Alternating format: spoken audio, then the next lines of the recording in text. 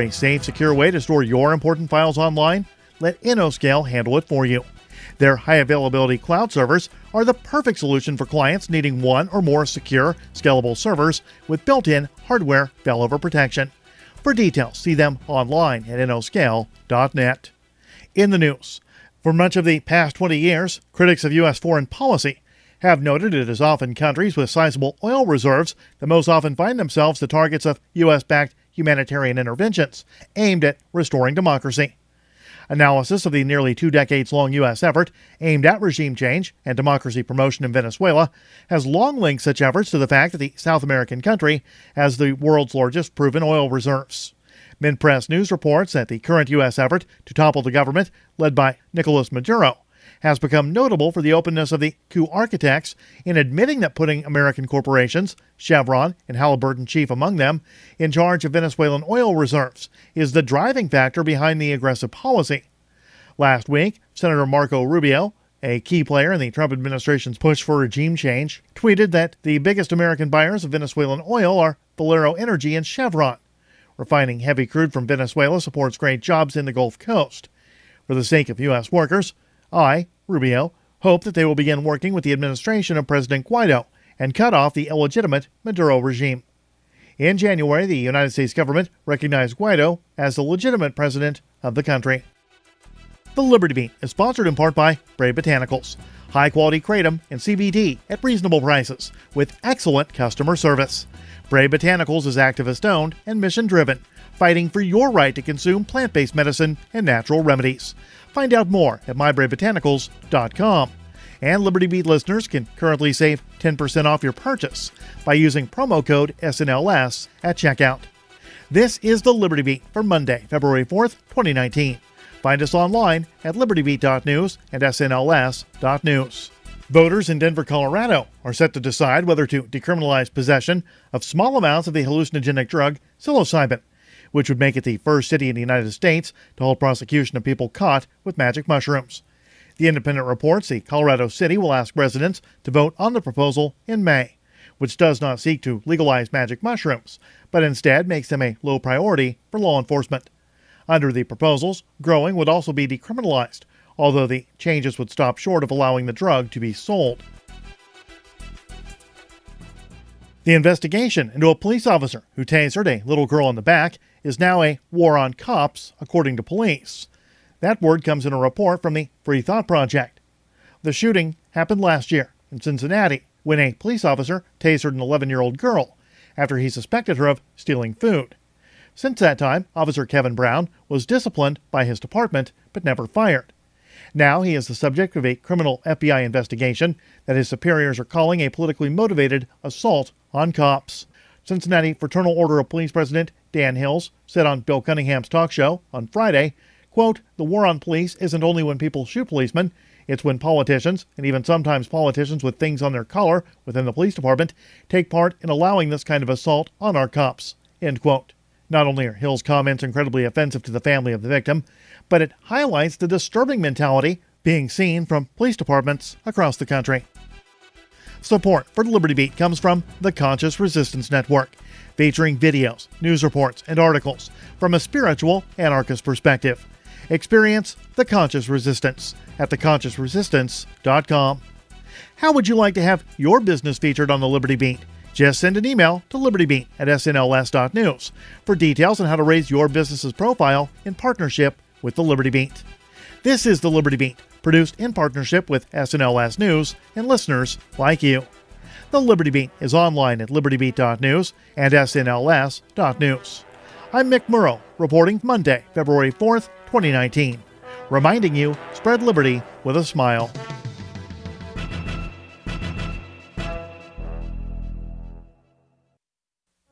I got my first Barbie when I was 37 years old, and even when I was younger, I knew I didn't need to look like her to feel good about myself.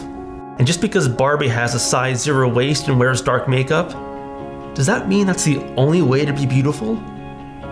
I mean, what kind of message does that send to men like me? I always remember that this is just a silly toy, and it shouldn't change the way I look at myself. And if anyone has a problem with me being myself, well, then they're probably not really my friends. I also don't just play with Barbies. I play with Legos and Mega Blocks, because while I definitely like Barbies, I like building things too, and I'm actually really, really good at it. My name is Tim Mortensen. I'm 43 years old, and I know that I don't need to be defined by Barbie. I can be whoever I want to be. This is the Onion News Network.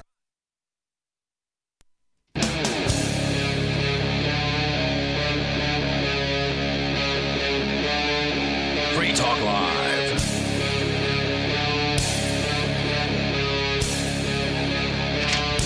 It's Free Talk Live. Dial toll free. Bring up whatever you want to discuss. Our toll free number here is 855-450-FREE, like freedom. That's 855-450-3733. We've also got the Discord on-air call-in line rooms. Just jump on over into our Discord server over at discord.lrn.fm, and you can join one of those top 4 rooms there. And when we see you, we'll join you in, and you'll sound almost like you're sitting in the studio with us as we play a little bit of musical hosts here. Listeners on the radio don't know this, but Aria DiMezzo joining me and Melanie tonight. Hello, Melanie. Hey. And Aria. Hello. Welcome back.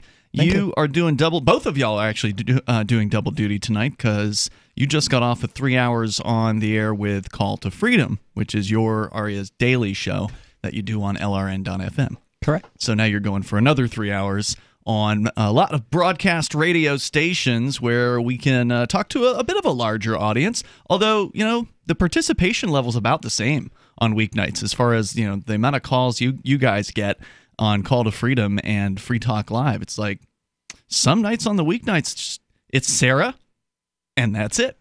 Isn't it amazing?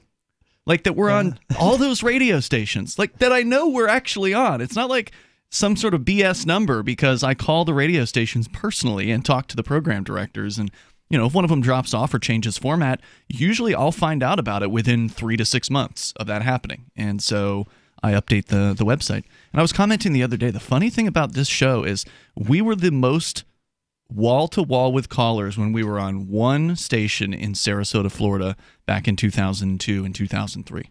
We had more callers every single night than we currently do as a syndicated show on 190 radio stations.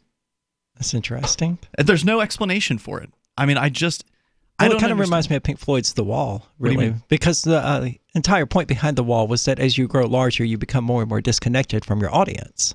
But that's not the intention of the show, right? Absolutely. Like the intention is to have an open phones show. And it's not to say that we do a bad show without calls. There's like this mythology in talk radio amongst especially newer talk show hosts, which is, well, if you don't have calls, then that means you're doing a bad show. No, that's not true at all. You could be doing a great show with no calls. In fact, some calls make a show worse because they're just that bad. But the measurement that you should be using is, in my opinion, your satisfaction with what you're doing on the air, the individual, the host satisfaction, rather than some sort of metric of, oh, we only got this many calls. I'm only talking about it to point out the fact that maybe the confusion with the listener is they think, oh, well, this is a national show, so I'm never going to get through, right? Like, if you think about it, if you try calling Rush Limbaugh's show, I'm betting you the lines are going to be busy. And he almost never takes phone calls. But I suspect he's got people sitting on hold waiting for hours at a time before he might actually get to a call. They may also be intimidated. Yeah, that could be. That could be. I mean, you're never going to get probably more than 1% of your listening audience to ever pick up a phone. There's no doubt about that. The kind of person who is going to call into the talk radio shows, it does take a special kind of person, somebody who really has something that they want to be heard. But it's just amazing that after 15 plus years of doing this and 190 like confirmed broadcast licensed radio stations, that we can literally go through a 3-hour long show. Now, to be fair, not all 190 stations are on at once, but dozens of them are, and only have Sarah be the one caller. It's like nobody.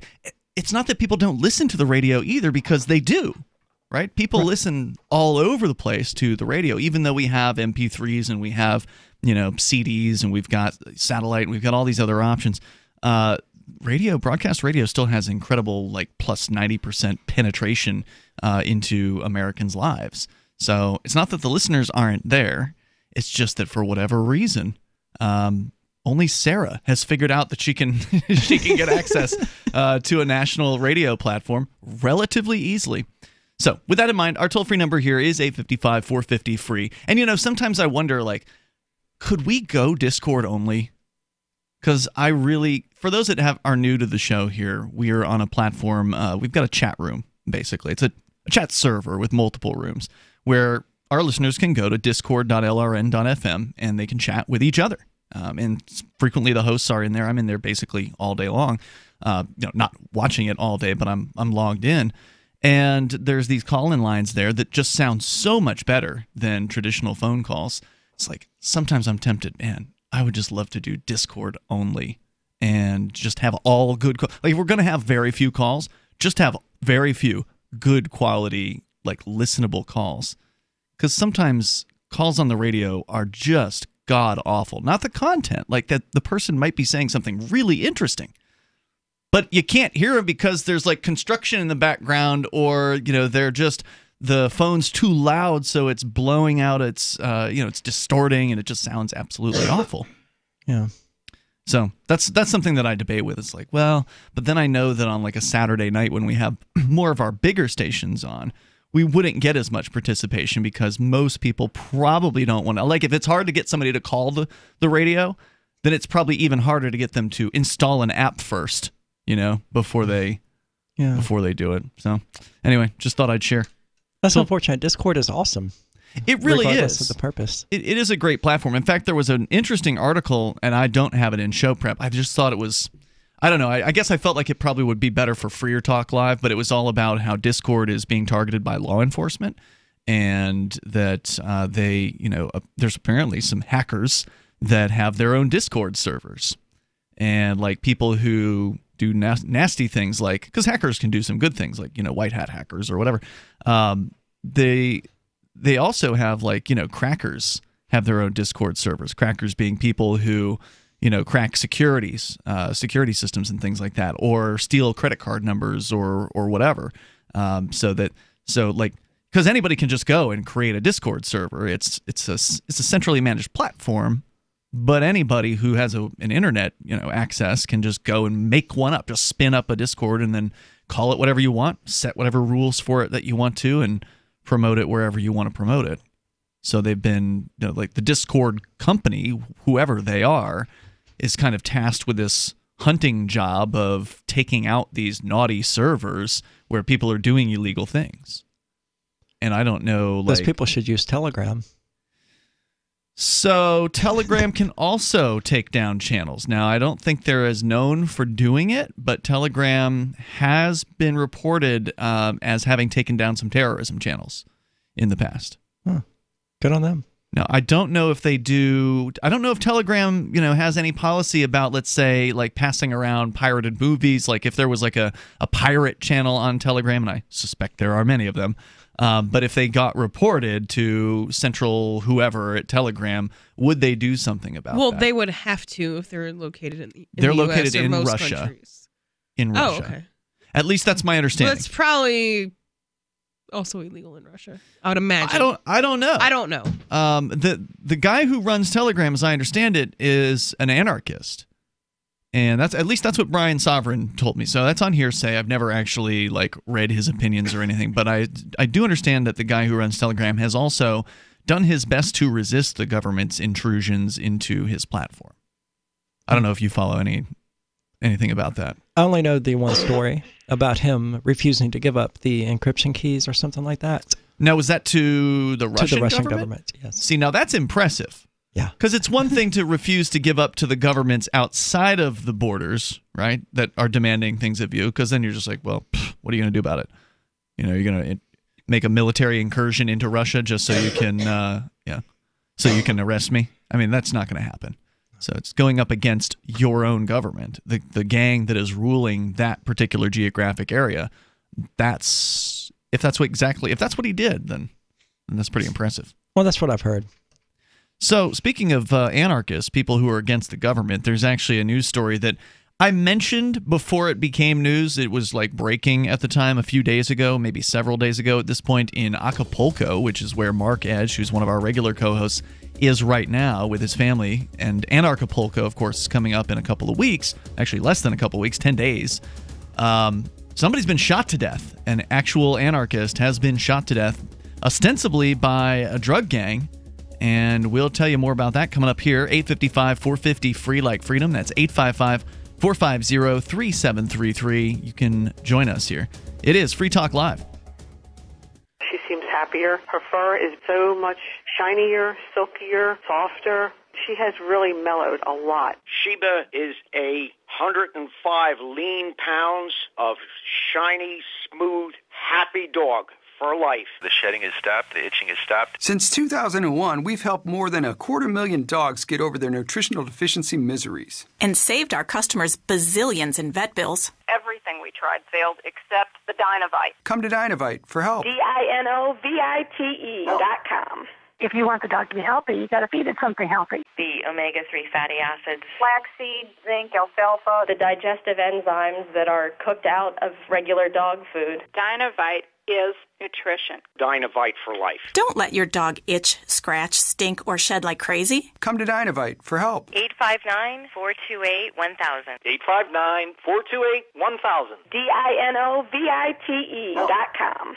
Smart Cash is a peer-to-peer digital currency that is fast, secure, and easy to use. Smart Cash is building a foundation that can support daily transactions for people everywhere. One feature that sets Smart Cash apart is the Smart Hive governance model and how the community can vote to fund the best projects with block rewards stored in the Smart Hive project treasury. Unlike other cryptocurrencies with voting systems, Smart Cash allows everyone to participate. One smart equals one vote. Learn more at smartcash.cc. You want to know the 37 items you must have to survive a crisis? Then I've got some good news for you. Former CIA officer and New York Times best-selling author Jason Hansen is now giving listeners a free copy of his book, The Escape Bag Blueprint, 37 Items You Must Have to Survive a Crisis. You can claim your copy at freeescapebook.com. Don't delay. Jason reveals the guns, knives, flashlights, and water filters that could save your life in an economic collapse or grid down event. Get your free book today, freeescapebook.com. freeescapebook.com. Is spreading the message of liberty, cryptocurrency, and peace around the globe worth $2 per month to you?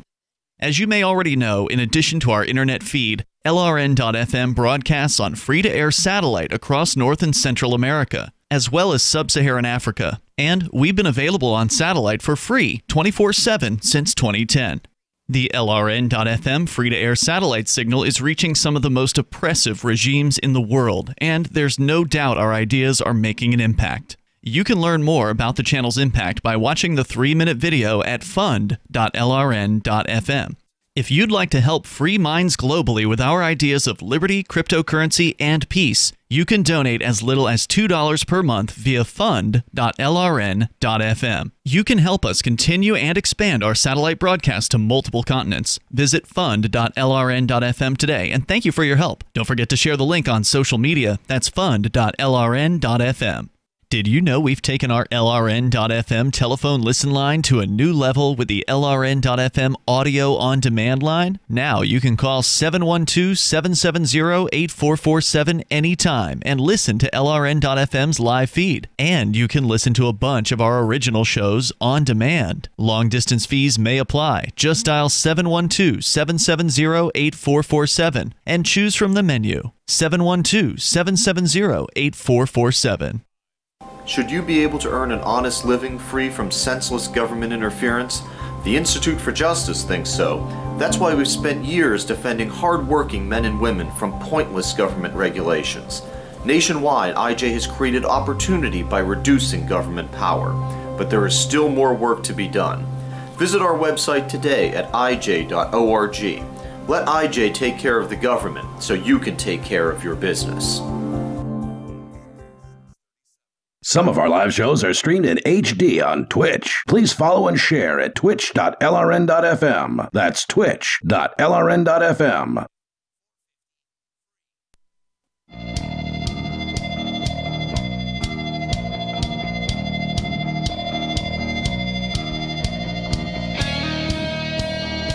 Hey, it's Free Talk Live. You're invited to take control of the airwaves here. Our number is 855-450-FREE. That's 855-450-3733.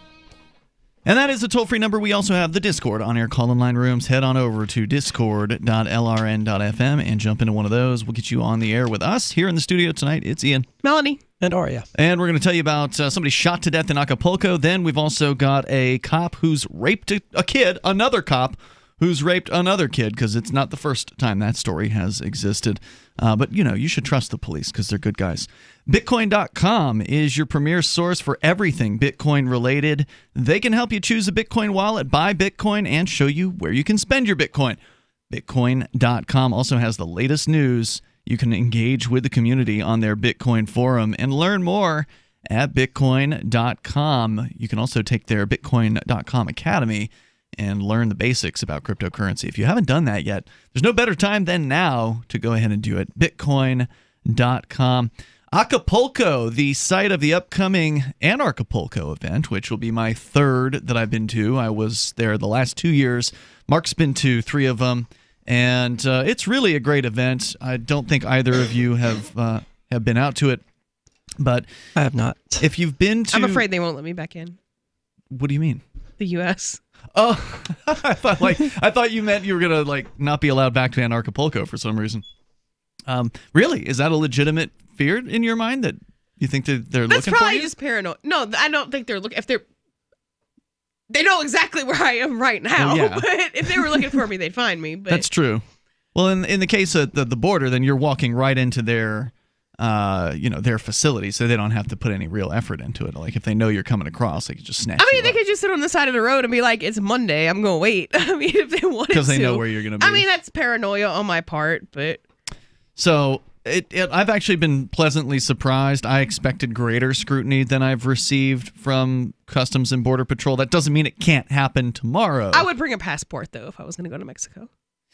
It'll get you back in quicker if you do. And you know this from personal experience. That's correct. Yeah. But it's not that bad, honestly. They're just going to lecture you when you come back in.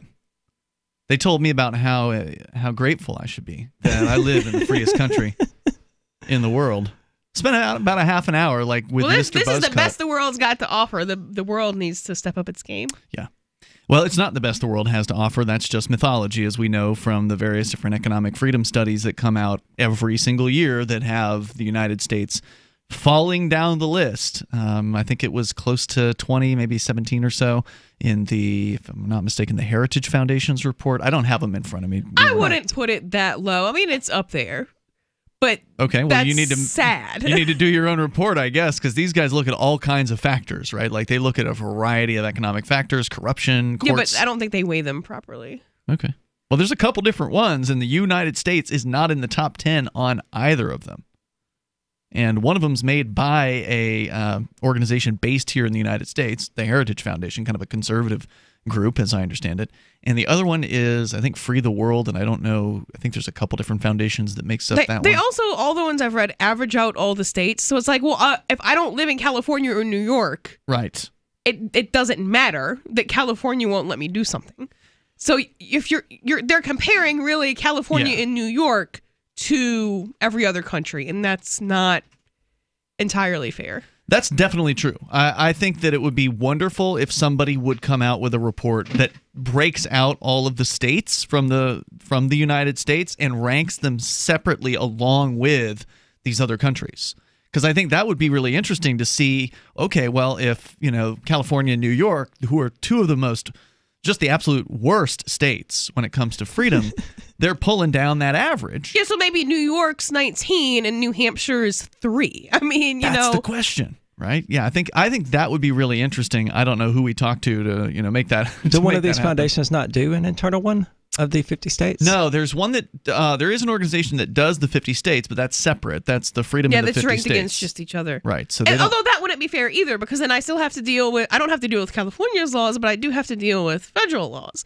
So I'm not suggesting anyone go do this. I'm just saying that's what you would need to have. Yeah, I see. You in could give order it 2 to have a fair scores. assessment. Maybe you could give it 2 scores, like have a federal score. Yeah, and so then like federal and New Hampshire versus California and New Hampshire versus Yeah, but if you're Iraq. in one of these states, you are under the jurisdiction of the federal government. So its laws and restrictions on economic freedom would still apply to you. Yeah, so the feds would affect me, but California and New York don't. Right, so we're going to exclude the other states, but that's no reason to exclude the federal government that applies to all of so them. it would have to be each state with also federal law. Yeah, I don't know if they're just looking at federal laws in those rankings. The I ones wonder I've about listed, that. they look at, it's like, well, California, this is illegal in California, therefore it counts So it against just the U.S. lowers the whole bar for the Yeah. entire... Yeah, that's no good. So California is 20th out of all countries. Like, okay, that tells me nothing. So if California seceded, then that would help us a little bit. Although Yes. New York is even worse than California. If you look at the Freedom in the 50 States study, and you look at where New York is compared to California, because they do like not just a numbered ranking as far as 4950, but they also have a score, and the score for New York is way down. Like if you were charting it, it would be a huge cliff drop to get from California, which is terrible, to New York, which is like 10 times terrible. I mean, it's just wow. They can't make that distance up. Like I don't know what they could do. They would have to wait for California to get that much worse, but also New York continues to get worse. So like it's really a race to the bottom, and New York is winning it by a landslide. I'm going to look into this. This is Freedom of the 50 States? Freedom, I think it's in the Freedom in the 50 States. I believe the Cato Institute took it over from the Mercatus Center. It's actually created by Jason Sorens. He's one of the 2, I think, people who is the primary actors on that particular thing. He's the guy who founded the Free State Project. I thought the name sounded familiar. Yeah. And they recently recalculated in their 2018 edition, which is usually done off of like 2016's numbers, so it's usually a couple years behind as far as getting all the data taken care of.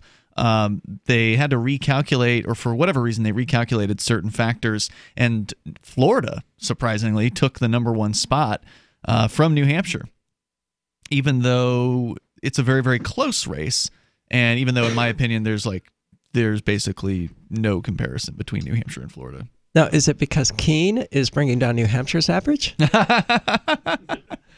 No, maybe we should do it by county or city. I think they're looking at state close, level. Yeah, I think they're looking at state level, and plus New Hampshire isn't what they call a home rule state, so there's not a whole lot that Keene as a city government can do that they haven't been authorized to do by the state government. There are some exceptions to that rule. There have been times where the Keene City Council has just basically been like, screw it. We'll just go ahead and pass something that's completely illegal and see what happens.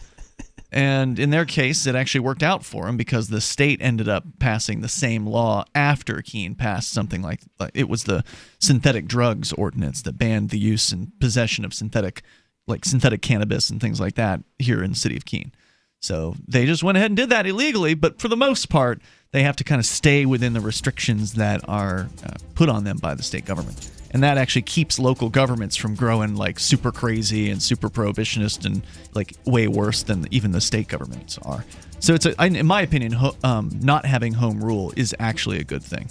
More coming up here in moments at the state level, at least. This is Free Talk Live, 855-450-FREE. We'll tell you about the person who was shot to death in Acapulco who considered himself an anarchist from the United States. This is Free Talk Live.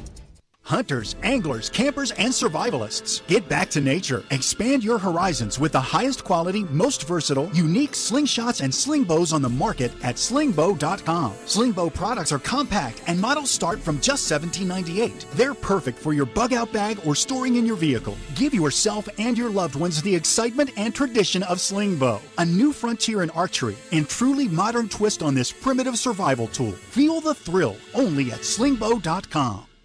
You know when you have about a billion things to do today, and then you realize you're out of whatever it is that you really need, and next day shipping isn't going to cut it because you really need it in like an hour. Yeah, that's when you turn to Office Depot Office Max. Buy what you need online at OfficeDepot.com or on our app, and pick it up in store for free in just 1 hour, so you can get back to whatever else is lurking on your to-do list. And now save big at the Buy 2, Get 1 free event. That's Buy 2, Get 1 free at Office Depot Office Max. Offer expires February 9th, 2019. Hi, I'm Derek J. To me, an activist's calling is to actively work to advance a cause. The cause for which I work is personal freedom. I believe my life is best when I engage in voluntary interactions and self-government. I reject the idea that anyone else has a higher claim to my life or my body than I do. I see people who call themselves the government as a threat to my personal freedom. I realize you may feel differently, but my relationship with the people who call themselves the government is completely involuntary. If Starbucks used some of its money to drop bombs, I wouldn't shop there. So why would I support the American empire? The empire does not require my consent. Derek J's Victimless Crime Spree. Watch it for free and order the Director's Cut DVD at victimlesscrimespree.com. That's victimlesscrimespree.com. There are basically two types of advertising, direct response and branding. Radio's great for direct response with its low cost to listener ratio, but audio can't be beat for branding, which is a longer-term endeavor. You want to be the first thing that someone thinks of when they think about your product or service. If you have a local business that you want kept top of mind in your community, call the station. If you need national reach, Free Talk Live's got around 200 radio stations, millions of monthly listening sessions, can suit all budgets, and if we don't think we're right for you, we'll tell you. Email me, mark@freetalklive.com. If you want to know the latest about Free Talk Live before we go on the air, all you need to decide is how you want it delivered. It's your choice. Visit news.freetalklive.com. You can get emailed announcements and participate in contests via our email updates list. Plus, we have a Twitter account that you can follow and a Facebook page where you can become a fan. So visit news.freetalklive.com to get news about Free Talk Live as soon as it's announced and the way you want it delivered at news.freetalklive.com. That's news.freetalklive.com. On Free Talk Live, we're bringing people to the ideas of liberty every day. From wrestling superstars like Glenn Jacobs. You guys really are having an impact, I believe. Like I said, a lot of where I am now is due to listening to Free Talk Live. You changed my mind on some very important issues years ago. To random people tuning in on the radio. I was kind of stuck in the left-right paradigm. I heard your show by chance on a Saturday night. From there, I went on, joined the Free State Project, and become an amplifier. So, I mean, that's really the reason why I amp is because I know that if it wasn't for you guys being on as many stations as you are, I never would have found the ideas of liberty. Your amp will directly change more lives by getting Free Talk Live in front of people looking for talk radio online and on the air. When you amp Free Talk Live, you get perks like access to the AMP-only Facebook group and AMP podcast. Visit amp.freetalklive.com. Love what we do? Please help support our international satellite channels at patreon.lrn.fm. That's patreon.lrn.fm.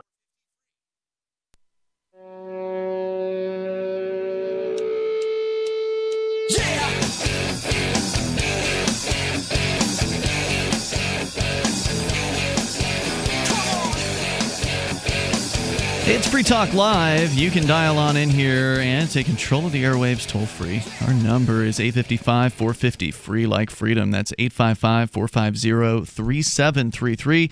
We've also got the Discord on-air call-in line rooms over at discord.lrn.fm. So check that out when you get a chance. It's a great way to interact with other Free Talk Live listeners, and it's totally free. Once again, that's discord.lrn.fm. It's Ian, Melanie, and Aria in the studio tonight. Let's go to the phones before we tell you about the man shot to death in, I'm not sure if it was his own home, but it was an ugly situation down in Acapulco as an anarchist has been killed. And the big question is, was he selling drugs in competition with the cartels, as the rumor has said he was? Let's go to Matthew, listening in Louisiana. You're on Free Talk Live, listening via TuneIn. Go ahead, Matthew. Yeah, I was wondering if y'all would know the answer to this, and maybe y'all don't, but I always hear racism being described as a quote-unquote right-wing philosophy, and I'm like, when did that ever happen? I mean, I wouldn't even really call it a philosophy. Yeah, I'm not sure I would either. I mean, Hitler was not right-wing. He instituted basically a government-controlled economy. Stalin had this issue with Jews, wouldn't call him right-wing. Mm-hmm. So I'm just wondering, how did this label get slapped on people who are, say to the right of Vladimir Lenin? Just strange. Well, left and right in general have been pretty thoroughly corrupted within the last century here in the United States and in the West generally, where right means conservative and left means liberal, because liberalism and conservative have themselves been twisted into meaning things that they don't mean. Like Hitler absolutely was a full-blown liberal, a socialist all the way, wanted state control, and well, right-wingers want state control too. Yeah, as we would call them today, that would be liberal, but liberal in its true meaning means, leave me liberation. Alone. Yeah.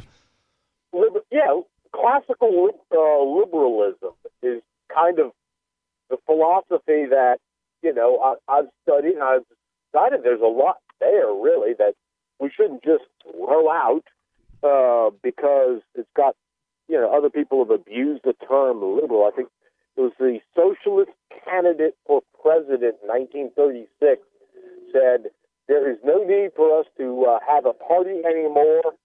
The Democrats will adopt the label liberal, and they will do our work for us. And the news media makes a lot out of David Duke, but if you actually look at his economic philosophies, they're kind of, leftist. They're Marxist without the ugly Karl Marx. Yeah, I mean, I haven't ever taken the time to look at anything David Duke has ever said. So is that compared to, and I haven't looked at him either, other than to look up how many votes he got and mock the jurisdiction that he got them in. But is that compared to everybody in the area, or is that in a vacuum? Because they're pretty left economically down there anyway. They just don't think they are. Well, Louisiana. The first time he ran in Bucktown. Ducktown? For state rep. Bucktown. B-U. Okay, I just wanted to make sure what you were saying there. Go ahead. Okay. I wasn't saying anything wrong. Yeah. And the folks down there are mostly hardworking but white fishermen. And they despise the fact that they thought all these black people were getting welfare benefits when they were out there busting their rear ends on these crab right, boats. But that tells me nothing about their economic policy. There's plenty of people. Well, they don't like welfare. Who are mad but there's plenty of people who are mad that black people are on welfare when they themselves are on $2,000, $3,000, $4,000, $5,000, $6,000 a month in welfare. So this tells me nothing about their economic beliefs. And I don't know, because I am not going to take the time. I don't think they studied economics when they left high school in the 8th grade, to be quite honest with you. So they're simply using it as a vehicle to mask their racism. I don't know that they were ever specifically racist per se, but very identitarian. Well, if you divide people into groups on the basis of race, then you're absolutely racist. I think you guys are both talking. A lot of people who say would not date or actively seek to hang out with people of a different race. That is by definition racist. Yeah, we kicked them off the jury when our client was black. I mean, whether they're if you justified, don't seek to hang out with somebody, that doesn't make you a racist. If you don't seek to hang out with them on the basis of the race, it does by definition make you racist. They seek to not hang out with them. I'm not saying it's morally wrong or morally right. No, that doesn't by definition make you racist. A racist is somebody who believes in the inferiority of another, race of people. If you believe in the concept of race, they believe that the races are different inherently and that there's inferior factors to these races, and they look down on them. Many racists believe that. Yeah. But I'm not sure the two. As I understand it, that is the definition of racism. That is the definition of racism. If you Google it now, the definition of racism is like white people hate black people or something like that. So. Well, yeah, obviously words can change. Go ahead. I would go to a more. You also have to believe you are fit to rule the other race. You think so? Because a lot of the racists couch it in like, oh, well, I still believe that the Asians are smarter than white people. They'll sort of justify their racism against certain races by saying, well, I'm at least consistent. I believe that the Asians are much smarter, and it's still racism. Maybe. I don't know. A lot of times I see people paying so much attention to intelligence quotient. You think that they've substituted the bell curve, the bell curve for the Bible. They practically worship. They do. You're right about that. Thank you, Matthew, for the call tonight. I appreciate it. The toll-free number here, 855-450-FREE. That's 855-450-3733. Here's the dictionary.com definition for right now. Because, again, you're right. Words do change over time in their meanings based on common popular usage. But number one here, a belief or doctrine that inherent differences among the various human racial groups determine cultural or individual achievement, usually involving the idea that one's own race is superior and has the right to dominate others, or that a particular racial group is inferior to the others. So it doesn't have to mean that you believe that you should be dominating the others, but it does, frequently it's found to mean that. So that's racism. So just having a preference of who you hang out with, doesn't mean that you're a racist. Well, so to me, it's a form of groupthink. You're dividing people into groups, and you're saying, I don't want to associate with this group, and it's because of race. That, to me, is the definition of racism. I'm not saying it's bad or morally wrong or anything like that. I'm just saying that that is the word I would use to describe it. Yeah, I don't know. Just because in that case you're not saying that it's because you believe they are inferior. I feel like that's heavily implied, because why would I not want to hang out with an equal or superior person? Okay, you could say that, but there are certainly plenty of people who want to hang out with, let's say, do you have a lot of female friends, Melanie? Actually, no. So what does that make you? Okay, but you said intentionally avoid or seek out. Do you intentionally avoid or seek out relationships with women? No. So it just happens to be that you don't have very many of them? Yes. You wouldn't say that you have a preference for spending time with men? You could argue that based on the stats. If you had a preference based on, a preference of hanging out with men over women, would that make you a bigot? Because if it doesn't make you a bigot, you could say it would make me sexist. Bigot is kind of a more nebulous term. It just means you have a preference. A sexist would be meaning that you believe one sex is superior to the other, doesn't it? And if you could demonstrate that I preferred one over the other for friendships, then you would demonstrate that I was sexist. I think I, at the very least, just demonstrated that you have a preference. There's more coming up here in moments. 855-450-FREE like freedom. Free Talk Live. Does your dog itch, scratch, stink, or shed like crazy? Come to Dynavite for help. Order a 90-day supply of Dynavite. Everything we tried failed except the Dynavite. Pick up 2 bottles of Super Mega Fish Oil. Get the 3rd bottle free. Packed with omega-3, DHA, and EPA fatty acids. Super Mega is great for your dog's immune system, healthy skin, and soft, shiny fur. Dogs love it. Try Super Omega Fish Oil. Buy 2, get 1 free. At Dynavite.com. DINOVITE.com. Are you a cryptocurrency advocate? The Crypto Tip is the ideal outreach tool to help new people discover cryptocurrency. It's a printable business card-sized tip that you can give to service providers, preferably in addition to a good cash tip. When the server scans the QR code, it'll bring up an explanation of cryptocurrency, how to install a wallet, and allow them to claim the tip. If they don't claim the crypto, you get your tip refunded to you after a time period you specify. Plus, if they do claim the tip, you get an email alert. Create as many tips as you want at cryptotip.org. That's cryptotip.org. Know someone with a drinking or drug problem? Learn how to get sober after we share these stories. I was 35 with 2 beautiful children when my life and addiction started to spiral out of control. After my divorce, I went into a depression cycle and started drinking more often and using prescription drugs. After my second DWI and arrest, my ex-husband threatened to take our children away from me. I was 17 when I became addicted to heroin and meth.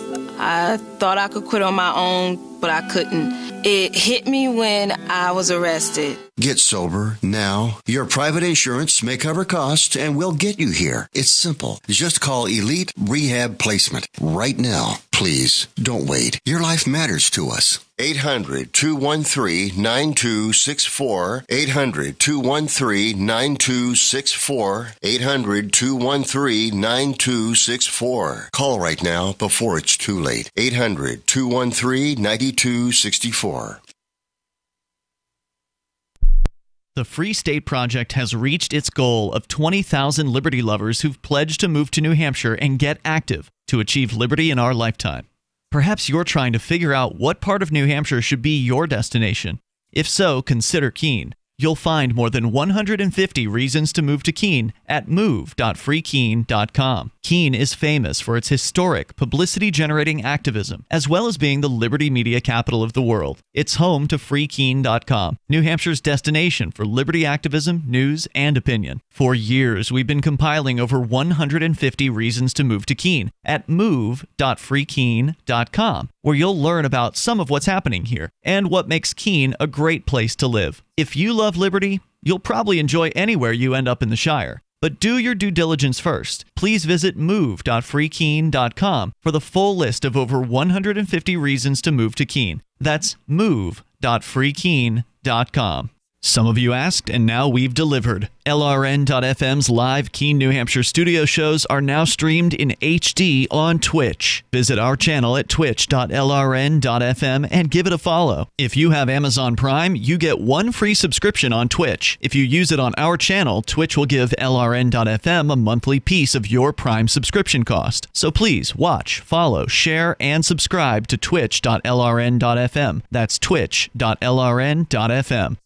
This Your Family Today tip is brought to you by Nestle Toll House Refrigerated Cookie Dough. Who would you bake some love for?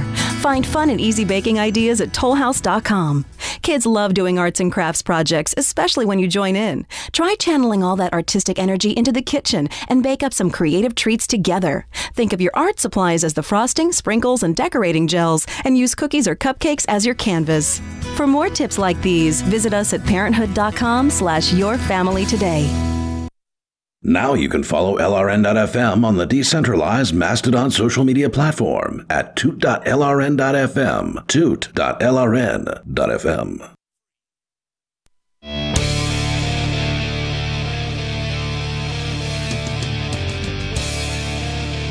This is Free Talk Live. You can join us here talking about racism, which wasn't anybody's intended topic, but it's open phones, which means you can bring up anything, and that's what I enjoy about doing this show is your input and taking us in a direction we didn't necessarily intend to go. We got into an interesting conversation about, what is actually racism.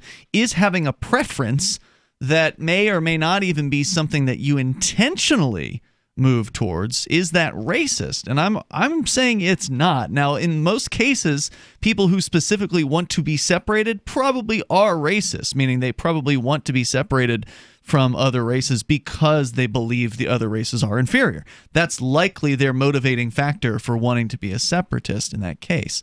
However, there are plenty of people who just simply exercise a preference, and in some cases, it's exercised not really by intent. So, for instance, I don't agree that inferiority and superiority necessarily play into it. Like, as somebody has into whether or not one is racist or sexist or whatever. Like, if you take a guy who doesn't have sex with guys, it's not necessarily because he thinks guys are inferior. It's That's right. just a preference. He has a preference. But it is still, by definition, sexist. Is it? Well, I don't think that's sexist. That's something you have no control over. He's not saying men are inferior. I prefer not to be around men. It's something there's. Well, I said it's not about inferiority. I mean, it's just his preference. But that preference is sexist. And I'm okay with that. I've argued extensively that sexism is not necessarily bad. Well, sexism, according to the dictionary here, is attitudes or behavior based on traditional stereotypes of gender roles. That's definition 1. Definition 2, discrimination or devaluation based on a person's sex or gender, as in restricted job opportunities, especially such discrimination directed against women. And I guess you're right. I mean, that is, you're discriminating, right? Like, you have decided, I don't want to have sex with men. So you are discriminating against them. It's not because you dislike them or anything like that. It's just you don't want to stick it in them, right? Basically. And that's just, that's just a valid preference. Yeah. Sure. It's a valid preference. In the same way that when, let's say, like here in Keene, New Hampshire, there aren't very many people who aren't white. And that's unfortunate, I think. I like to see diversity. I like the different restaurants, for instance, that diversity brings, the different flavors in life that happens. But would it surprise you to find that black people in a place like that are more likely to associate with the other black people who are around?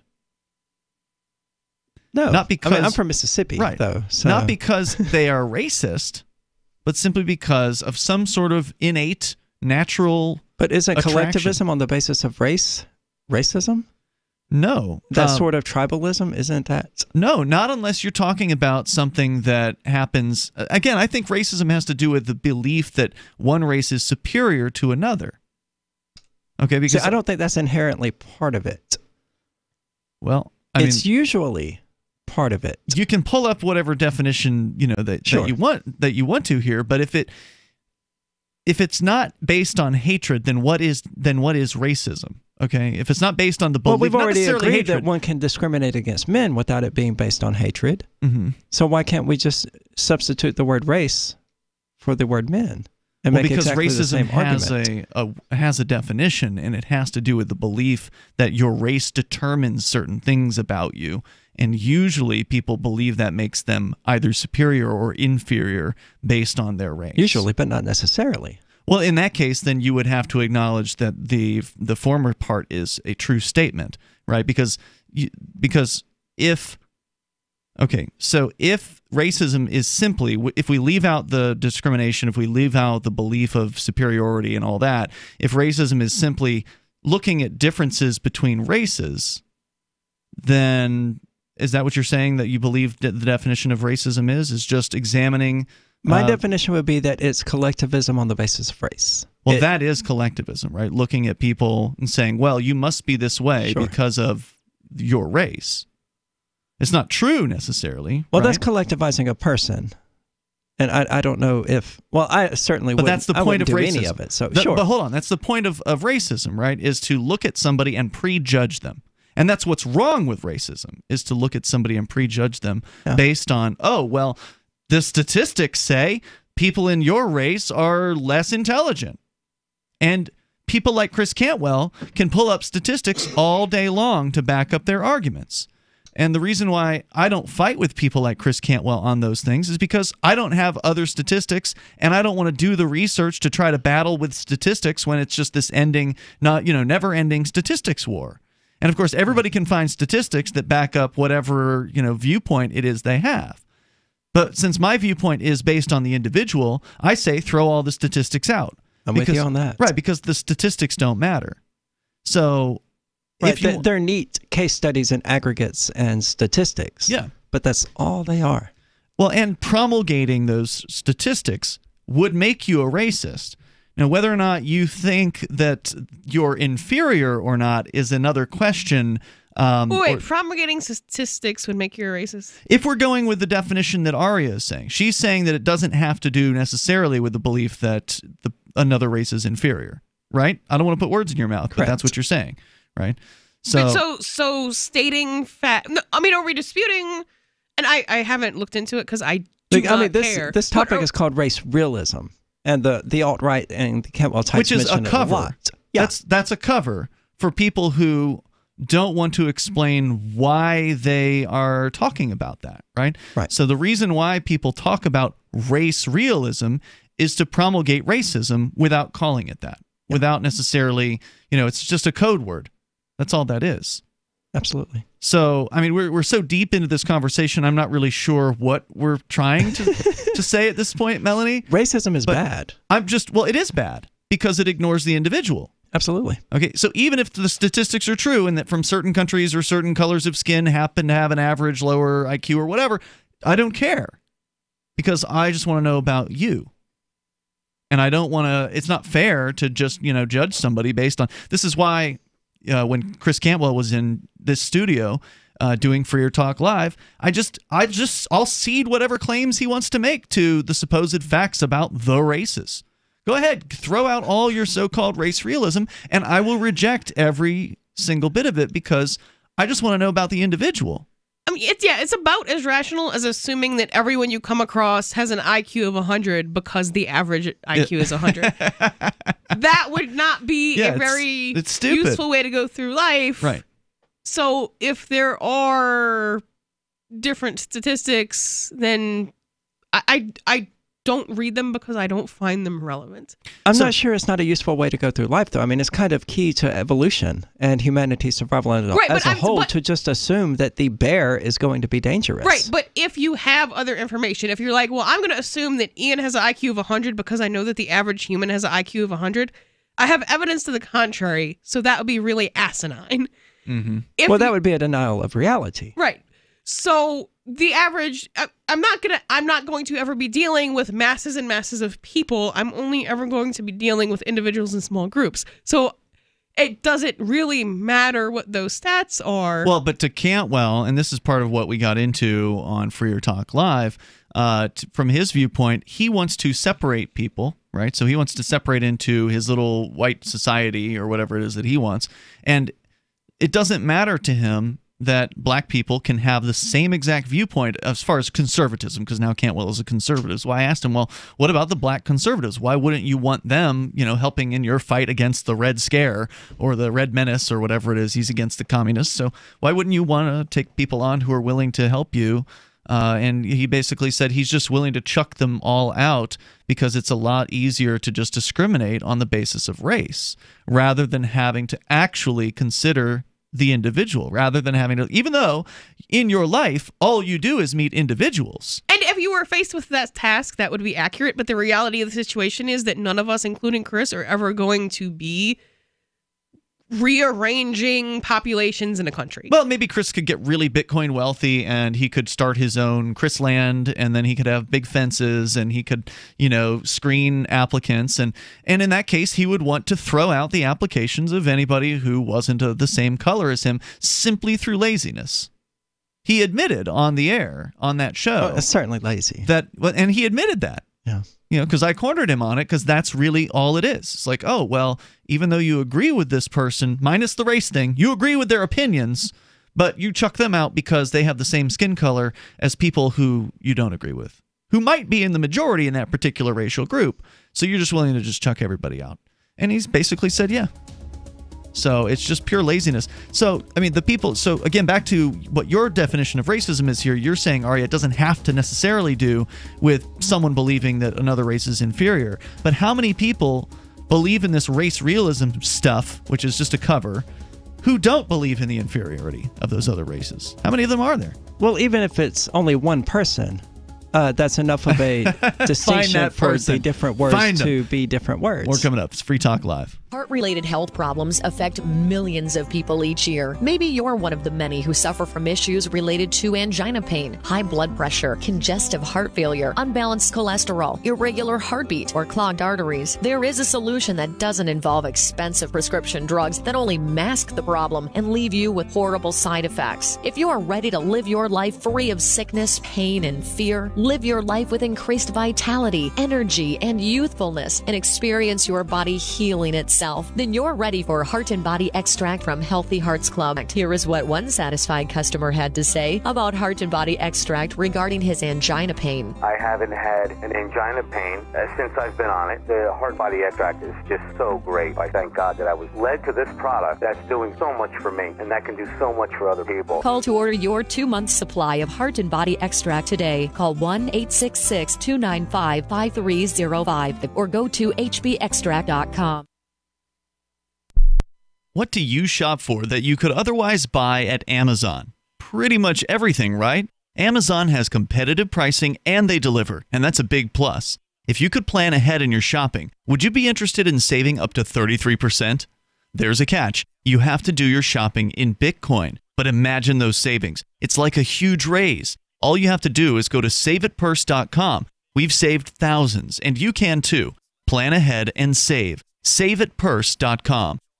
So you've heard all 3 hours of the latest episode of Free Talk Live, and you're still hungry for liberty-oriented audio content? Did you know that we have another 24/7 audio stream at LRN.FM? The Liberty Radio Network airs the latest episodes of some of the best liberty-oriented podcasts on the internet around the clock. In addition to recorded content, you'll also hear live shows like Free Talk Live, originating from our Keene, New Hampshire studio. So listen anytime at LRN.FM. That's LRN.FM. You're listening to the live edition of Free Talk Live. Hour number 2 is next, after the news, here on the Liberty Radio Network at LRN.FM. This is the Liberty Beat, your daily source for liberty news and activist updates. Produced in partnership with SNLS News and listeners like you. Online at libertybeat.news and snls.news. I'm Mick Murrow with your Liberty Beat for Monday, February 4th, 2019. Gold opened today at $1,312. Silver opened at $15.72. And Bitcoin is trading around $3,412. Today's prices are brought to you by InnoScale. Take off with Managed Cloud. Looking for a safe, secure way to store your important files online? Let InnoScale handle it for you. Their high-availability cloud servers are the perfect solution for clients needing one or more secure, scalable servers with built-in hardware failover protection. For details, see them online at innoscale.net. In the news, for much of the past 20 years, critics of U.S. foreign policy have noted it is often countries with sizable oil reserves that most often find themselves the targets of U.S.-backed humanitarian interventions aimed at restoring democracy.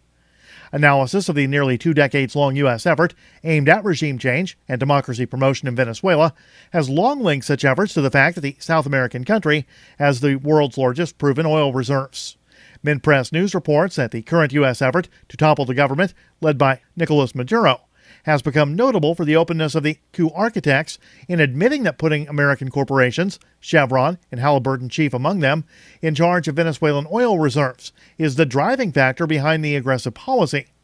Last week, Senator Marco Rubio, a key player in the Trump administration's push for regime change, tweeted that the biggest American buyers of Venezuelan oil are Valero Energy and Chevron.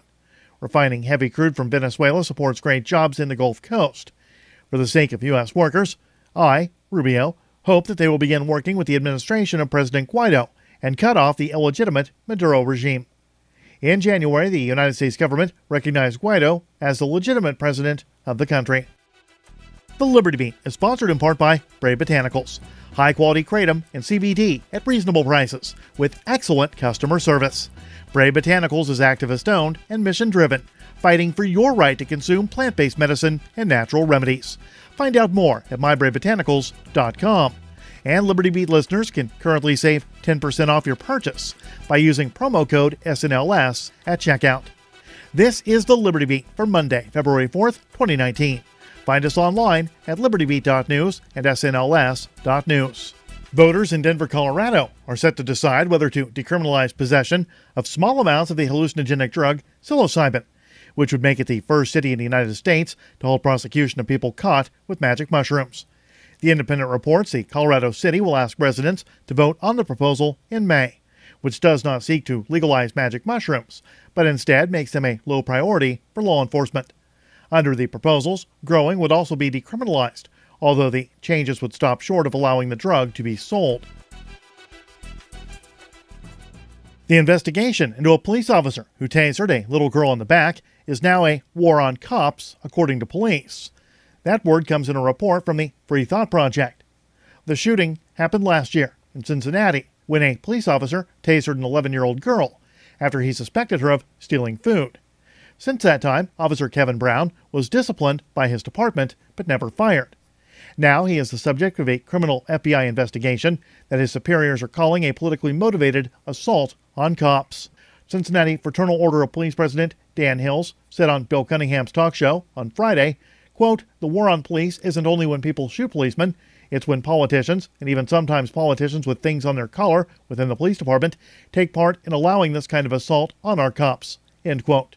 Not only are Hill's comments incredibly offensive to the family of the victim, but it highlights the disturbing mentality being seen from police departments across the country. Support for Liberty Beat comes from the Conscious Resistance Network, featuring videos, news reports, and articles from a spiritual anarchist perspective. Experience the Conscious Resistance at theconsciousresistance.com. How would you like to have your business featured on the Liberty Beat? Just send an email to libertybeat@snls.news for details on how to raise your business's profile in partnership with the Liberty Beat. This is the Liberty Beat, produced in partnership with SNLS News and listeners like you. The Liberty Beat is online at libertybeat.news and snls.news. I'm Mick Murrow, reporting Monday, February 4th, 2019. Reminding you, spread liberty with a smile.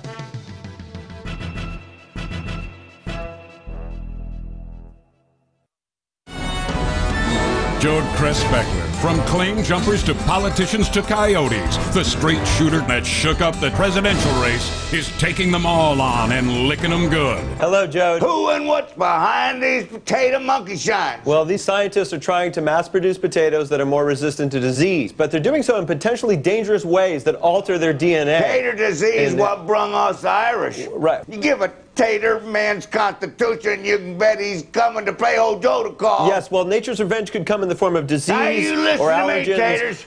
You gave a mind of a tater. Joe, please, let me make my point. You're tater-minded and you're looking to infiltrate old Joe's cabin, but you're too late. No. Now you get out, or right, I'll Judd. slice your tater heart out and fry it up on my griddle. Okay, Judd. Now y'all stay close. You're gonna have my jug band back here, and if Jasper don't let me strum the washboard, we're gonna resort to cutting. This is the Onion News Network.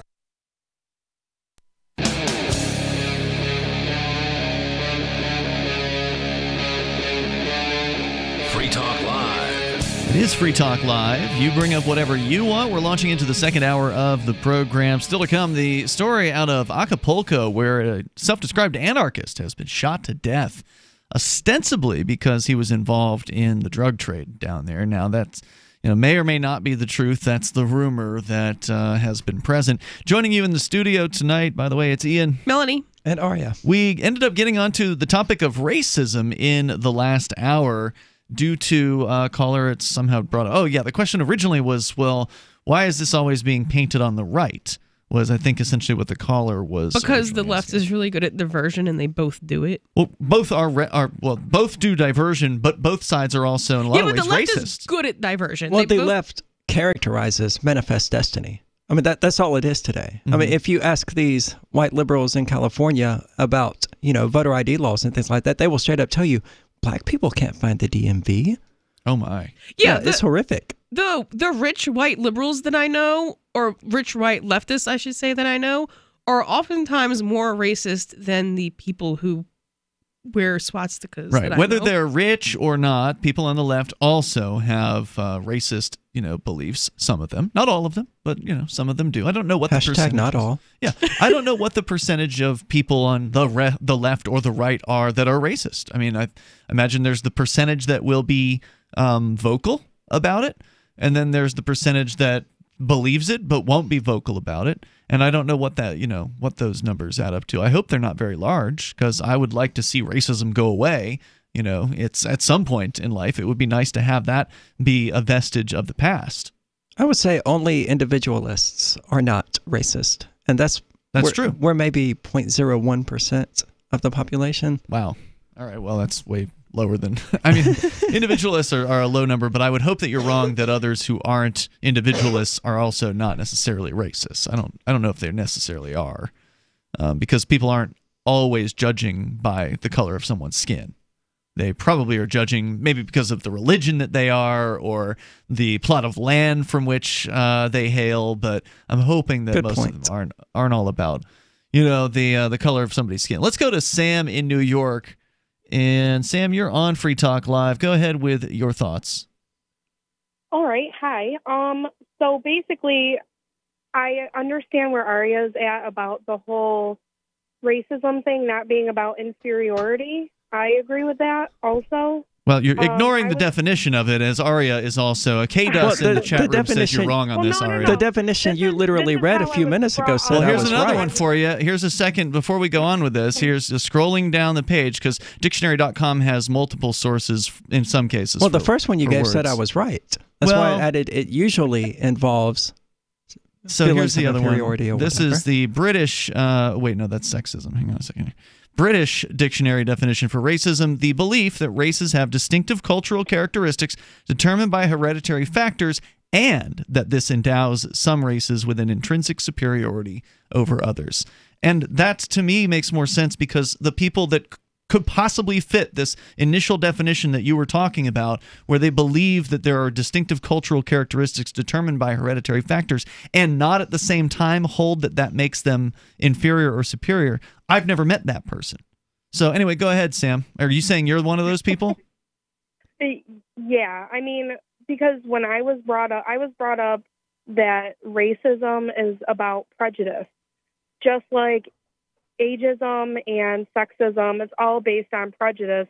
You're judging someone before you know them based on their sex, their age, or their race. Right, but what are you judging about them? Well, it depends on the situation. I mean, I may give me an judge example them inside of my oh lordy. I would say you're judging that they're different from you, most likely, because they have these characteristics, but just stating that they're different from you or assuming that they're different doesn't necessarily mean different greater in what or way? less. Let's get specific. More likely to like hip-hop. Let's keep this as non-offensive as possible. I would say that's neither inferior nor superior, but it's certainly a racist belief. That's Right, interesting. Or that I like reggae. I don't know if that's a racist belief because it doesn't have anything to do. reggae. Hold on, Sam. I don't think it's a racist belief because it doesn't have anything to do with an inherent characteristic about them. They happen to like hip hop because they're in that particular group of people, likely when they're growing up. Who But already culturally, has what led to the creation of hip hop? Was it not the drum beats in Africa? Perhaps. But what does that have to do with racism? Again, what does that have to do with the idea that there's an inherent difference among their racial group? Does that have to do with them liking drum beats? Well, the definition you just gave said it manifests in cultural tendencies or something to that effect. That would be one of the cultural tendencies that I would say is manifesting. Determined by hereditary factors, meaning that something about their race makes them X. Makes them culturally or ethnically inclined to do X or Y. You really believe that? You don't think other people like drum beats too? In regard to hip-hop? Oh, I mean, we know they do. Led Zeppelin took the idea and made it. There's plenty of white kids that like hip-hop. Sure. If you point to a white young person... I'm not a racist. I know you're not. I'm just playing. I'm just trying to figure out what you're saying here. If you look at a young white person, odds are they're into hip-hop too, right? These days. Sure. Well, that's Does ageist. that say something about their race? No, that's ageist, Ian. But it's not looking down on that person because of it. I'm of the mind that these collectivists and these collectivist ideas don't necessarily involve inferiority or superiority. Go ahead, Sam. Okay, so the other day at work, there is this black male that is the same age as me. We're off by like a couple years. And I was preaching individualism, and because I personally believe I'm an individualist, I see everyone as a person, as themselves, not their background or whatever. And this kid kept like saying, well, no, blacks are suppressed because of this, and that, and kept bringing up racism and how he's inferior because of, he gets less things and he's not as gifted as all these other people because he's black and he was put in that group and not by his choice, but that's how he was born. And I'm sitting here like, well, then stand up as an individual and be an individual. So you don't have to associate with all those people. He was like criticizing himself on the basis of his own skin color? That's unusual. He was basically saying like, oh, well, you're a white female. You don't know how it is because, I mean, was he talking about you benefited from cultural privilege that he doesn't have? Or was he talking about like basically he's genetically less gifted because of his skin color? I think it was more on the white privilege side of it, that I have white privilege because I was born with light colored skin. Not that I get what that matters. And it'll make you get struggles in my life. It'll get you pulled over less for the same driving habits. I don't know. I've been pulled over a lot. Okay, well, I don't know anything about your driving habits, but... Well, you are a woman. I drive tractor trailer. I get pulled over a lot. Yeah, so what you're describing that he's saying, and I wasn't there, and what you're saying is not... I don't think it's accurate, but it's not mutually exclusive. So if there is someone going around doing horrible things to all the black people, individualism is still true, but that doesn't mean that horrible things aren't happening to all the black people.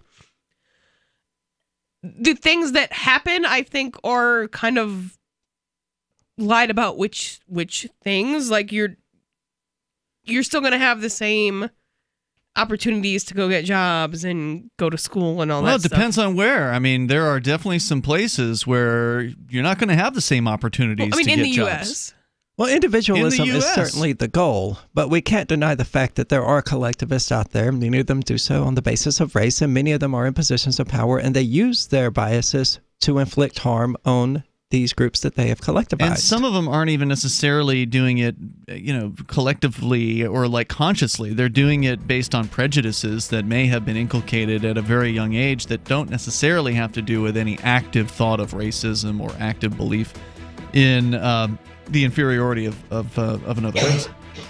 Thanks for the call, Sam. I appreciate hearing from you. The toll-free number is 855-450-FREE. That's 855-450-3733. You can bring up anything that you want and take control of the airwaves here on Free Talk Live.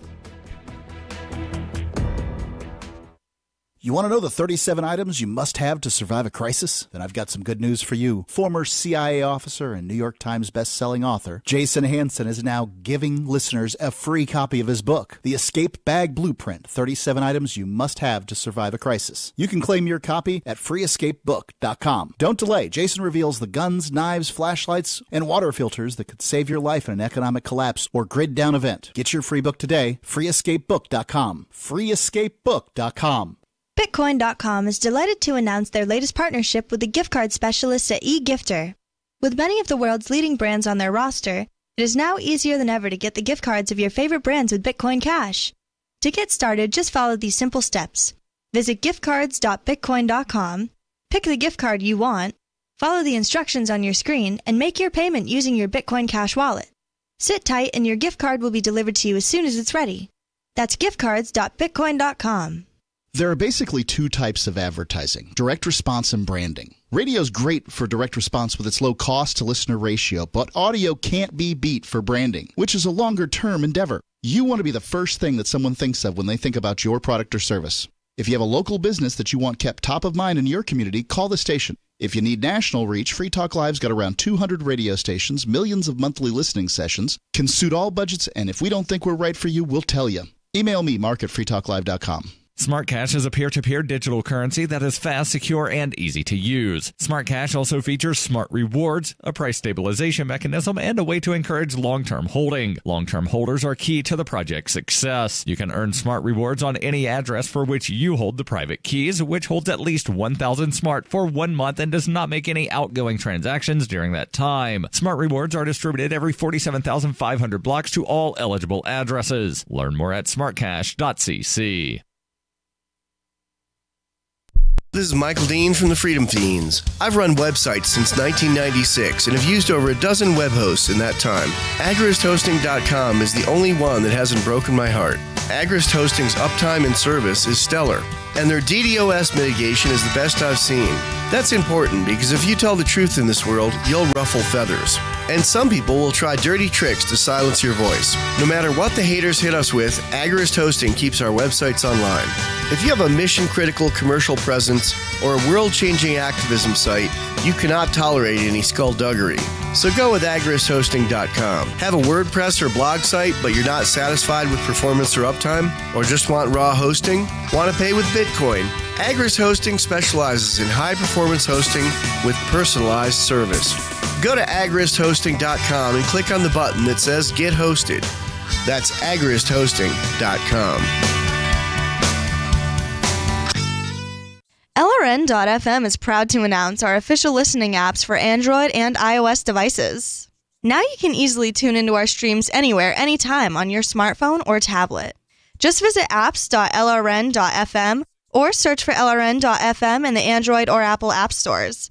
Please download, rate us 5 stars, then share the link on your social media and let your friends and family know how you're listening to LRN.FM.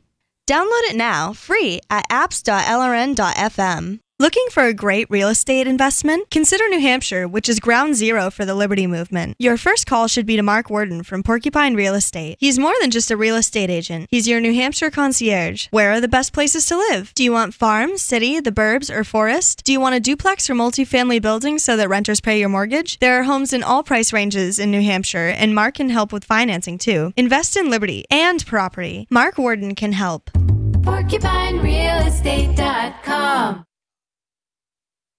This is the Liberty Radio Network, broadcasting the latest liberty-oriented audio content 24 hours a day at LRN.FM.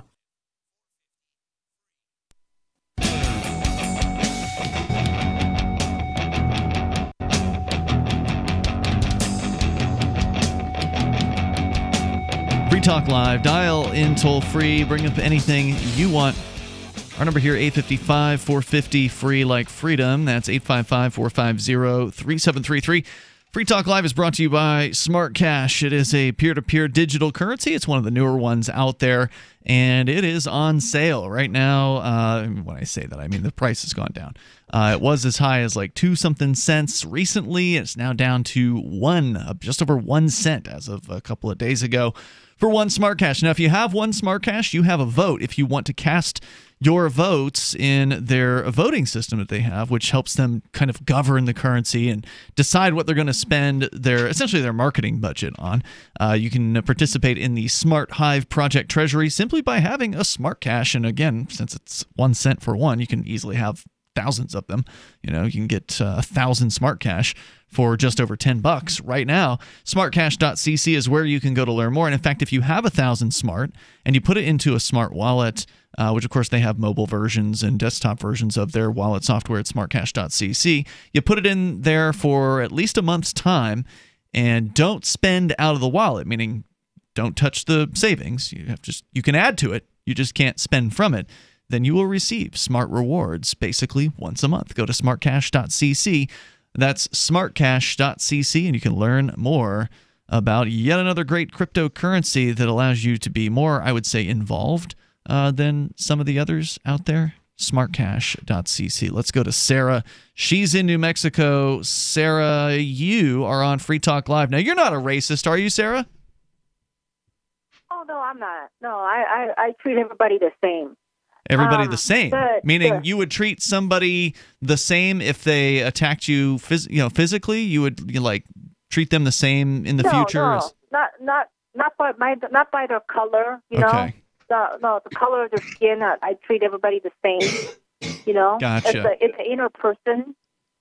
But, that's good. So you look at the individual, basically, is what you're saying. Right. See, Sarah's an individualist.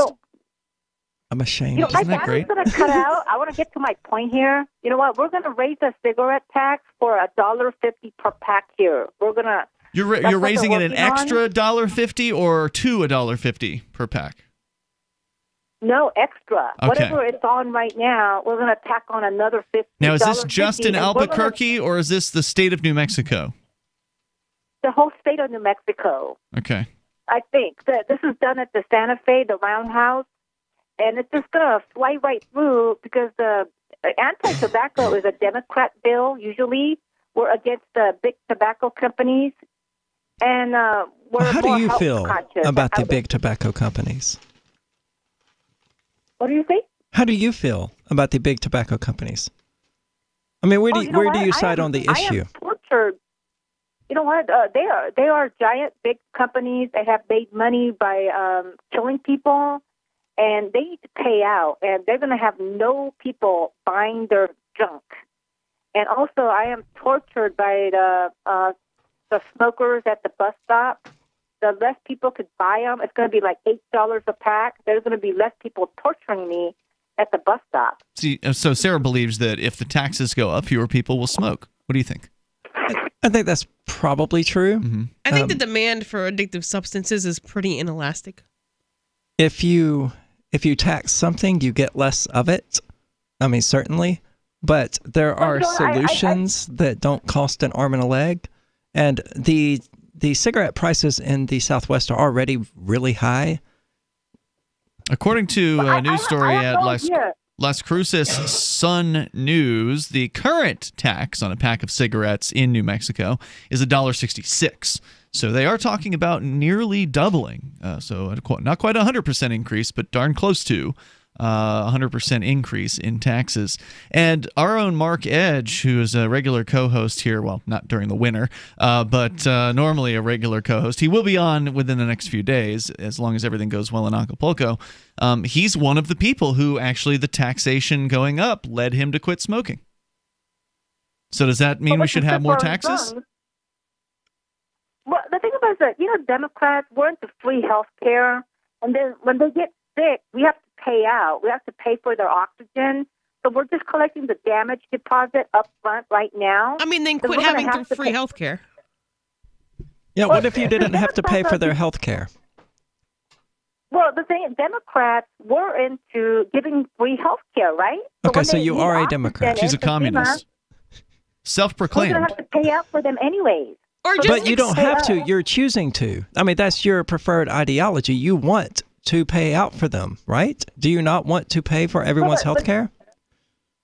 That's correct, but that's the reason why. As long as they engage in only behaviors that you personally approve of. Or else she'll tax it. See, the tax they're paying now is so that we could help them out later when they're dying. Yeah, the state doesn't save money that good. If the state lowered their taxes, maybe they could put that $1.50 per pack aside and pay for their own health care. Yeah, but people aren't that responsible, right, Aria? No, they're not. No. Well, the thing that the way that it works But I mean, out all this now, is taking place in magical fairyland where the government's going to provide people health care anyway. Well, yeah, because the reality is when the government gets in charge of health care, now, Sarah, maybe you don't want it to be this way, but the way it is they will have a death panel that will decide whether or not to give the person the assistance. Because while the health care's free, and I'm putting quotes around that, it's only at the pleasure of the state. They don't have an obligation to take care of somebody just because they smoked their whole life. And if you are, let's say you're 86 years old and you come down with, chronic pulmonary lung disease or whatever, some sort of horrible emphysema or whatever, and it's because of smoking, and you go into the hospital and like, well, we're going to need to do X, Y, and Z to you, and it's going to cost this amount of money. And, well, even though the health care is free, lady, we just don't really feel like giving it to you because, I mean, you're going to die pretty soon anyway. You're 86 years old. So what's the interest? I mean, you're not paying taxes anymore. You're retired, right? So like, yeah, maybe you're paying a property tax or something like that, but you're not producing like the 20-year-olds or the 30-year-olds or the 40-year-olds who don't have these issues. They don't go to the hospital as often, so it costs a heck of a lot more to take care of a bunch of old folks who didn't take care of themselves. What makes you think the government's going to even help these people down the line with the cigarette tax? Well, you know what? The thing about it is that whether they do or not, I mean, most of them, they get taken care of if they're dying, if they're suffocating, well, they'll give them oxygen. But I like the idea of getting money out of them now every time they buy a pack of cigarettes to kill themselves.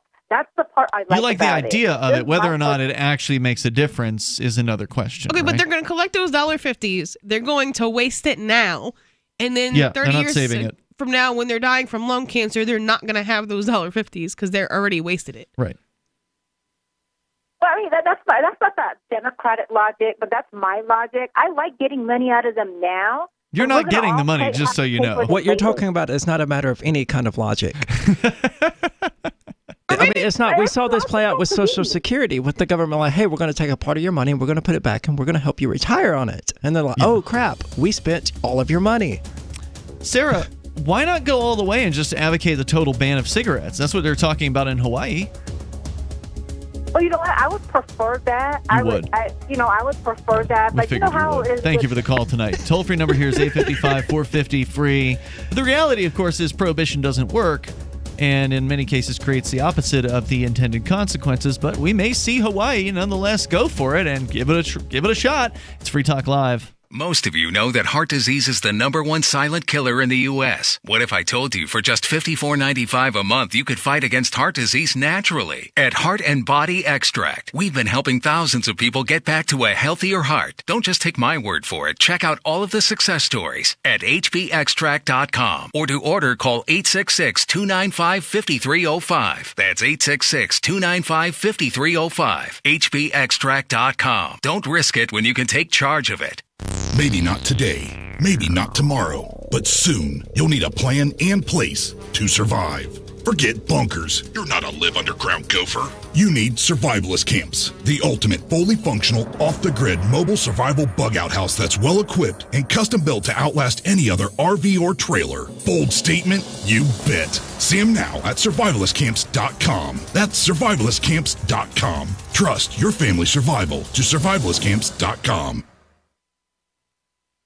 We have some good news. The indictments against Ross Ulbricht in the District of Maryland were dismissed with prejudice, meaning they can never be refiled. This is especially good because those indictments contain the only charge ever made that Ross engaged in murder for hire. This was a serious allegation that Ross Ulbricht denies. It was never prosecuted or ruled on by a jury, but was trumpeted by the federal government and the media as if it were proven fact. The Maryland court held these indictments for almost 5 years, poisoning Ross's case and leaving him under a cloud of unproven allegations.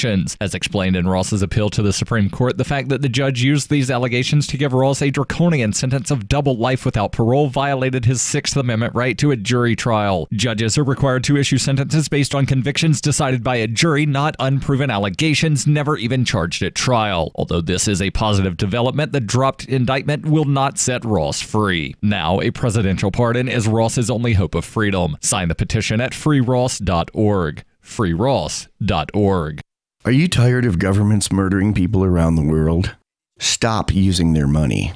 There is an alternative. Bitcoin is a stateless free market non-political currency. Bitcoin cannot be inflated or controlled by any government. By using their money, you are helping the state. Stop doing it. You have an incredible alternative available now. Learn it, use it, spread it. Get started with Bitcoin at bitcoin.com. That's bitcoin.com. There are lots of ways to listen to Free Talk Live. Our podcast has been around since podcasts began, and now the FTL feed is loaded with content besides our full show archives. Did you know that we make it easy for you to customize your podcast subscriptions? We have different feeds, one that includes only our full shows, one with just the Daily Digest, and one with just the Edgington Post. You decide what you listen to. It's quick and easy to customize your feeds at feeds.freetalklive.com. That's feeds.freetalklive.com. Is spreading the message of liberty, cryptocurrency, and peace around the globe worth $2 per month to you? As you may already know, in addition to our internet feed, LRN.FM broadcasts on free-to-air satellite across North and Central America, as well as Sub-Saharan Africa. And we've been available on satellite for free 24/7 since 2010. The LRN.FM free-to-air satellite signal is reaching some of the most oppressive regimes in the world, and there's no doubt our ideas are making an impact. You can learn more about the channel's impact by watching the 3-minute video at fund.lrn.fm. If you'd like to help free minds globally with our ideas of liberty, cryptocurrency, and peace, you can donate as little as $2 per month via fund.lrn.fm.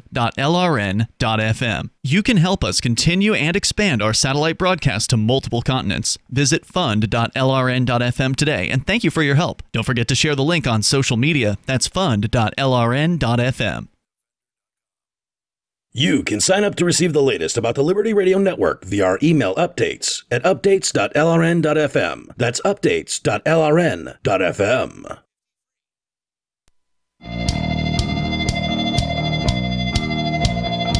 It's Free Talk Live. Dial on in here, toll free, bring up whatever you want. Our number is 855-450, free like freedom. That's 855-450-3733. We've also got the Discord on-air call-in line rooms, and the Discord chat server is available to you over at discord.lrn.fm. So head on over there and enjoy the features that allow you to chat with other Free Talk Live listeners. And during our live show, you can get on the air with us and sound almost like you're sitting here in the studio. With you tonight, by the way, in that studio, it's Ian, Melanie, and Aria. All right, so let's get into the news headlines that I teased an hour and a half ago on Free Talk Live, which is fine because that's, we like participation. Mexico City, the story coming from the Associated Press's Amy Guthrie, filed on Sunday. An American anarchist who went by the name John Galton was shot dead. Do you think that was his given name? I'm guessing not. Was shot dead at his home in the Mexican resort of Acapulco. Apparently, the entire city of Acapulco is a resort, according to the Associated Press. Do they know that? Sending shivers through a tight-knit anti-establishment community of expatriates that organizes events in the violence-torn retreat with seminars on topics such as how to make money via cryptocurrencies. A woman describing herself as John's partner, Lily, said via social media that she saw the gunman go straight for John and his friend Jason Henza, age 43. Henza made it to a private hospital with bullet wounds in his armpit, leg, and hand. The hospital said he checked out the same day. Mexican police found equipment to process drugs, glass pipes, and marijuana plants at the home. Now, equipment to process drugs can mean a lot of things. In the U.S., it can mean a lot of things. I don't know what it can mean in Mexico. Yeah, I mean, processing drugs, they make it sound like it's some sort of big operation. They could have simply had a scale. Or a grinder. Yeah, right. So it might not have even been to sell drugs. But that has... You usually buy your way out of that in Mexico, too. What, a criminal charge? Drugs. Buy your way out of drugs? Well, yeah, but he was shot by people. What do you mean, buy your way out of drugs? Like, if the cops are like, I see drugs, and you're like, here's $100, and then you don't. Yeah, bribing the cops, sure. This guy's unfortunately dead at this point, so he wasn't able to bribe his way out of the whatever gang it was that decided to take his life and attempt to take the life of his buddy. He wasn't able to bribe his way out. I said he was discharged. The guy who was the other guy was discharged. Oh, okay. Yeah, so they attempted to take the life of his buddy. So this is the same people who... A few days ago, it was like they refused to hire a hitman, so he shot them.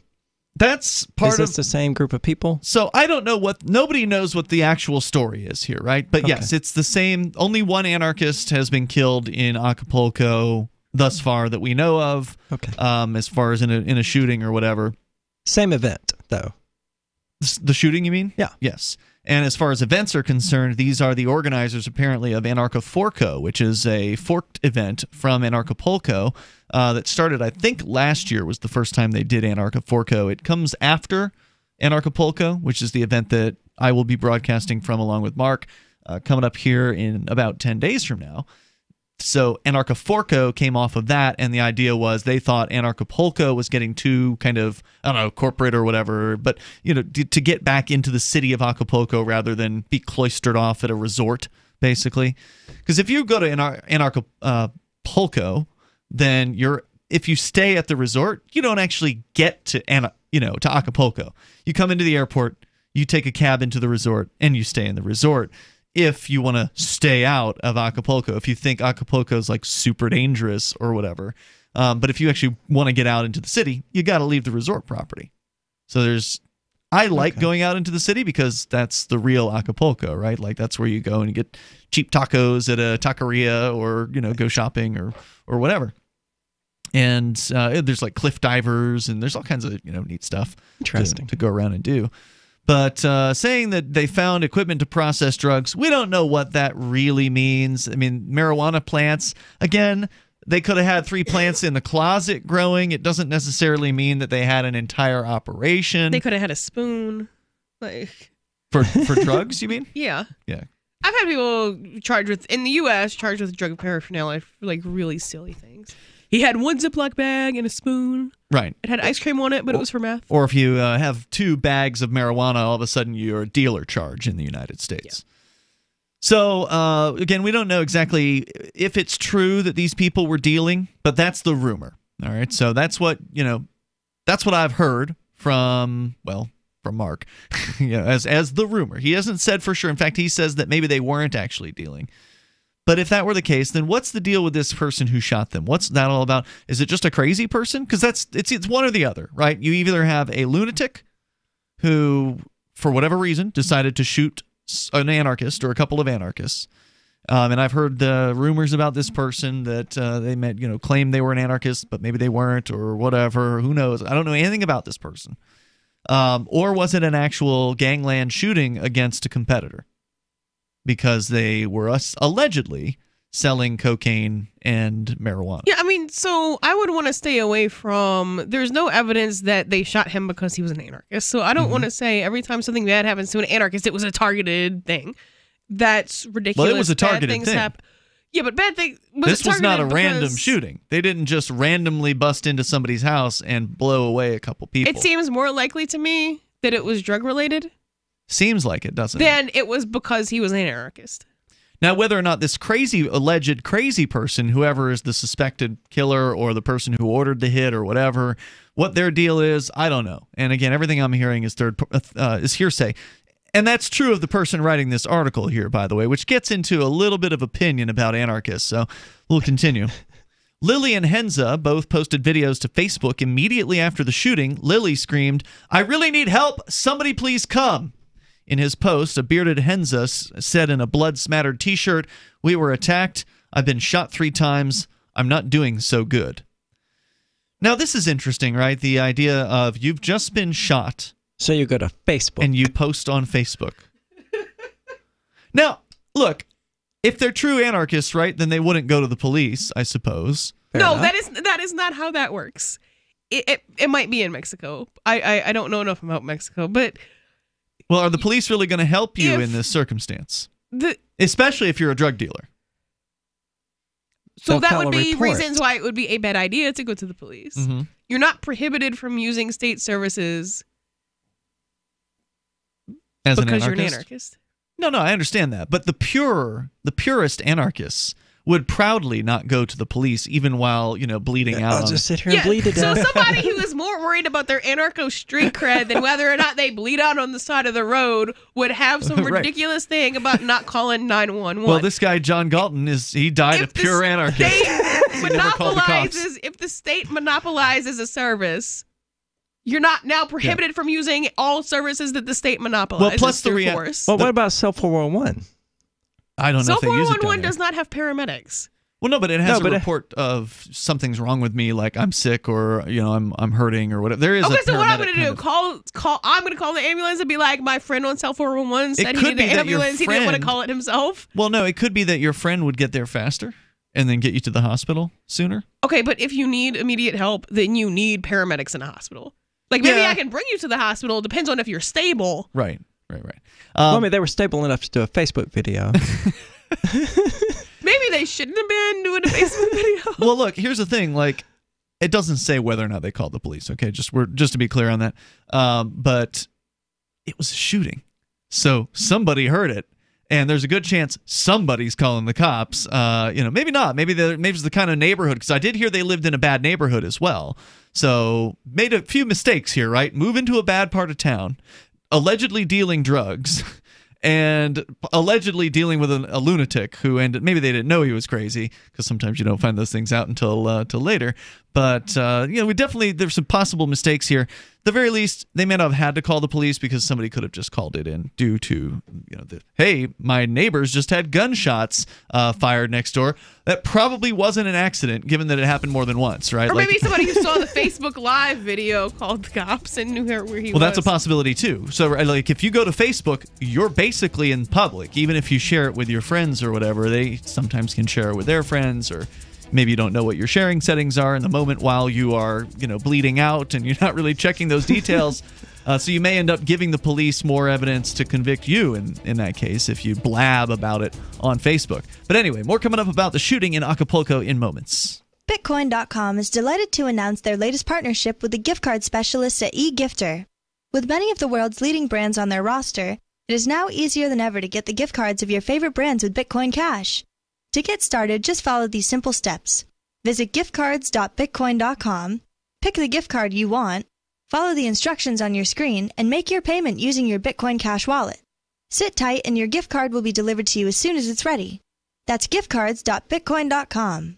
There are basically 2 types of advertising: direct response and branding. Radio's great for direct response with its low cost to listener ratio, but audio can't be beat for branding, which is a longer term endeavor. You want to be the first thing that someone thinks of when they think about your product or service. If you have a local business that you want kept top of mind in your community, call the station. If you need national reach, Free Talk Live's got around 200 radio stations, millions of monthly listening sessions, can suit all budgets, and if we don't think we're right for you, we'll tell you. Email me, mark@freetalklive.com. Maybe not today, maybe not tomorrow, but soon you'll need a plan and place to survive. Forget bunkers. You're not a live underground gopher. You need survivalist camps, the ultimate fully functional, off-the-grid mobile survival bug-out house that's well-equipped and custom-built to outlast any other RV or trailer. Bold statement? You bet. See them now at survivalistcamps.com. That's survivalistcamps.com. Trust your family's survival to survivalistcamps.com. This is George Norrie from Coast to Coast AM and History Channel's Ancient Aliens. We support the amazing energy, nutrition, and skincare products from Jeunesse. Jeunesse products are designed by leading doctors in their field with natural ingredients and even stem cell technology. These products help your body perform and look better. Shop Jeunesse at gcnlife.com or call 1-844-443-6637. gcnlife.com or 844-443-6637.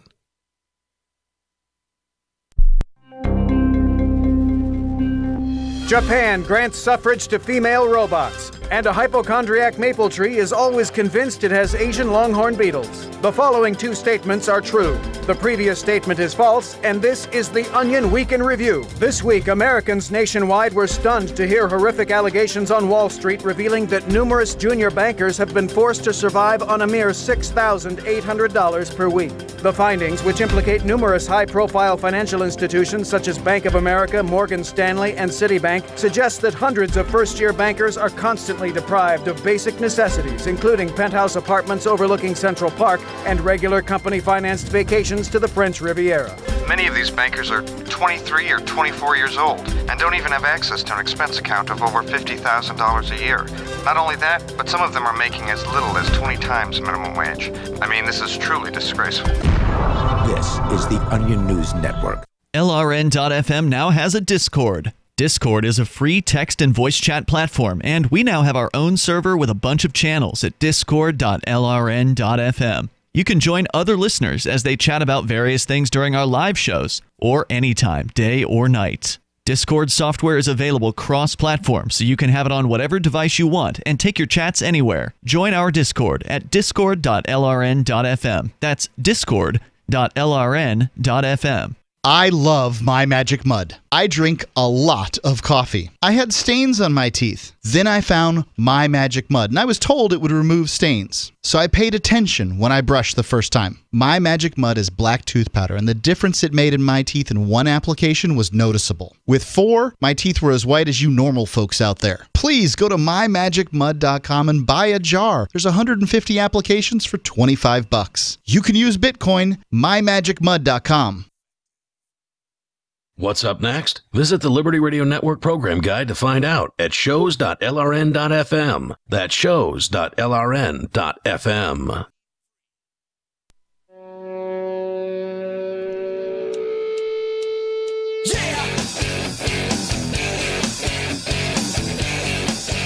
It is Free Talk Live. You can dial in toll-free and take control of the airwaves here. You can bring up anything that you want. And by the way, I want to say thank you to Mal Escalvo, who is a Free Talk Live amplifier, somebody who is a supporter of what we do here. In fact, he's a gold amplifier, which means he gives $10 per month to the AMP program. AMP stands for Advertise, Market, and Promote. And that actually allows you to get behind what we do here with your $5. It's $5 is all we ask for, but he's doing 10. So thank you for the extra. But if you do $5 a month, you get some perks, you get some benefits, like access to the supporters chat rooms on our Discord server, the AMP-only Facebook group, and more. You can get all the details over at amp.freetalklive.com. That's amp.freetalklive.com. And you can get signed up with PayPal. You can use credit card or Bitcoin BTC. So it's up to you over at amp.freetalklive.com. Now, it's a tragic situation in Acapulco, Mexico, as an anarchist has been shot to death. He called himself John Galton. He and his friend were shot, Jason Henza. Henza survived, wounded in the armpit, leg, and hand.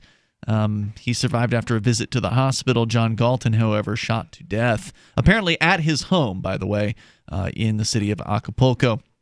Rumor has it that they did not live in the best part of town, and further rumor has it that they were allegedly selling cannabis and or cocaine. And the fact is, if that's true, then it wouldn't surprise me that this was a drug-related gangland-style killing. I would not want to compete with the Mexican cartels. Heck no.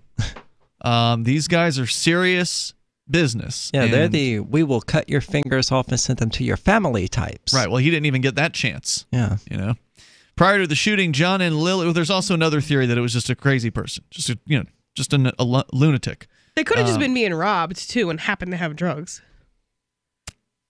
Could be.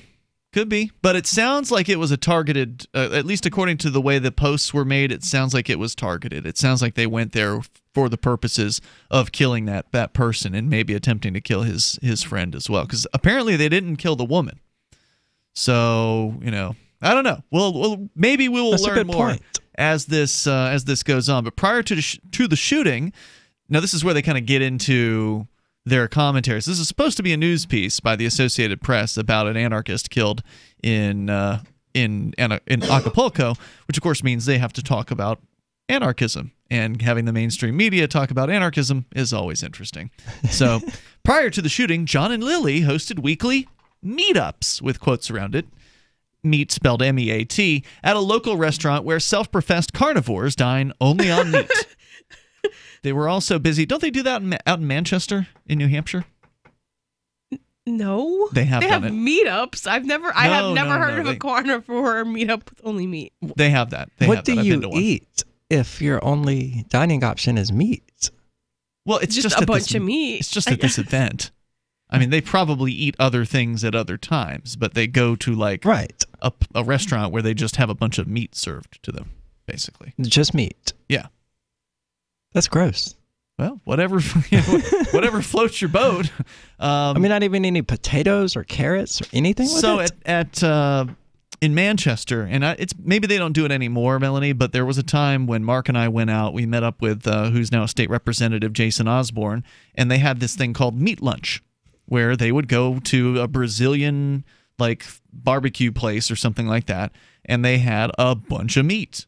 And that's pretty much all they ate. Now, there was also a buffet at the time, so I was able to get things that weren't just meat. Okay, well, that's not what you described. You said people were eating only meat a carnivore meetup. Right. That's what the intention of the meetup is.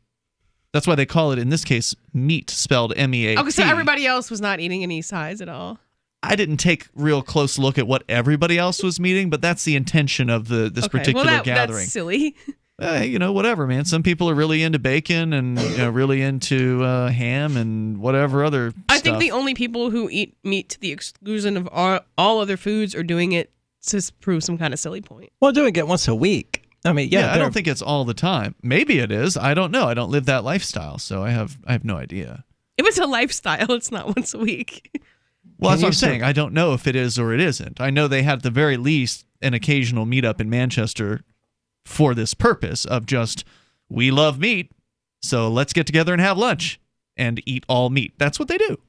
Now, I love meat too, but it's so strange. I'm still going to eat some sides with it. Everybody's got to have a hobby, right? Like your hobby vegetables, potato maybe. Last night you were playing the Chris Cantwell video game, and it was awful apparently on your... Did we expect it to be good? On your Twitch stream. That's your hobby.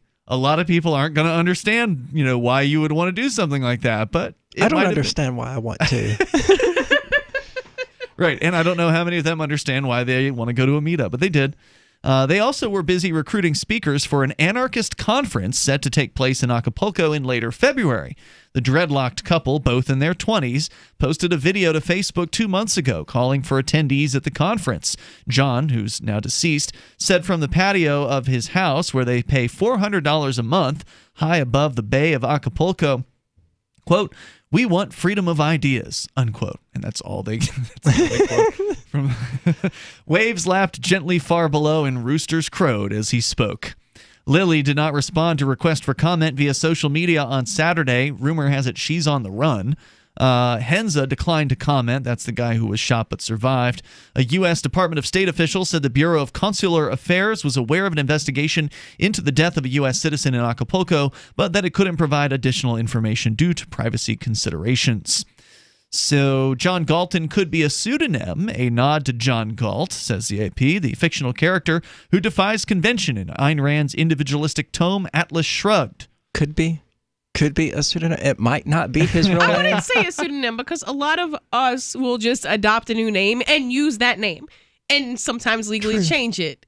So that's not a pseudonym. A pseudonym is when you still use your original name. But you're using the pseudonym to cover the original name.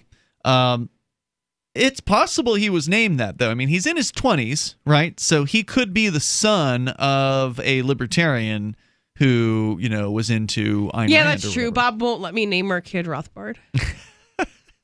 But his last name is still unlikely to be Galton. Galton? Yeah. It's possible. I think you're right. It's unlikely that his name would happen to have been Galton. It's also unlikely that his father changed his name to Galton prior to having the child, then deciding to name him John. So I would say it's probably a chosen name. Whether he's legally changed it or not, that's another question. In a separate video posted to a YouTube channel called Press for Truth, John and Lily describe how in early 2016 they fled drug charges in the U.S. John said they each faced up to 25 years in prison for manufacture of a controlled substance, specifically condensing marijuana into powerful extracts that Lily used for chronic pain. So that's an interesting detail, that they were essentially expatriates not by choice. They left the United States because they were being prosecuted, and they wanted to avoid that. They pulled a John McAfee. Which, there's nothing wrong with that. I have a lot of respect for people. There's nothing necessarily valuable about facing down 25 years in prison over boiling some cannabis plants in whatever solution you have to put it into to extract the THC and then put it into in a concentrated form. I mean, I think those people are brave to take on those risks, and I don't think that it necessarily follows that you have to fight it in court. Like, I agree. I'm glad that Rich Paul did when he was facing 100 years in prison, and he went and faced it down. Like, it's a brave thing to do, but it may not always be the smartest thing to do. And in Rich's case, he only got sentenced to a year. Obviously, you shouldn't aggress against drug dealers or users, because you shouldn't aggress against anybody, but that makes this drug-related, not anarchy-related. You mean the shooting?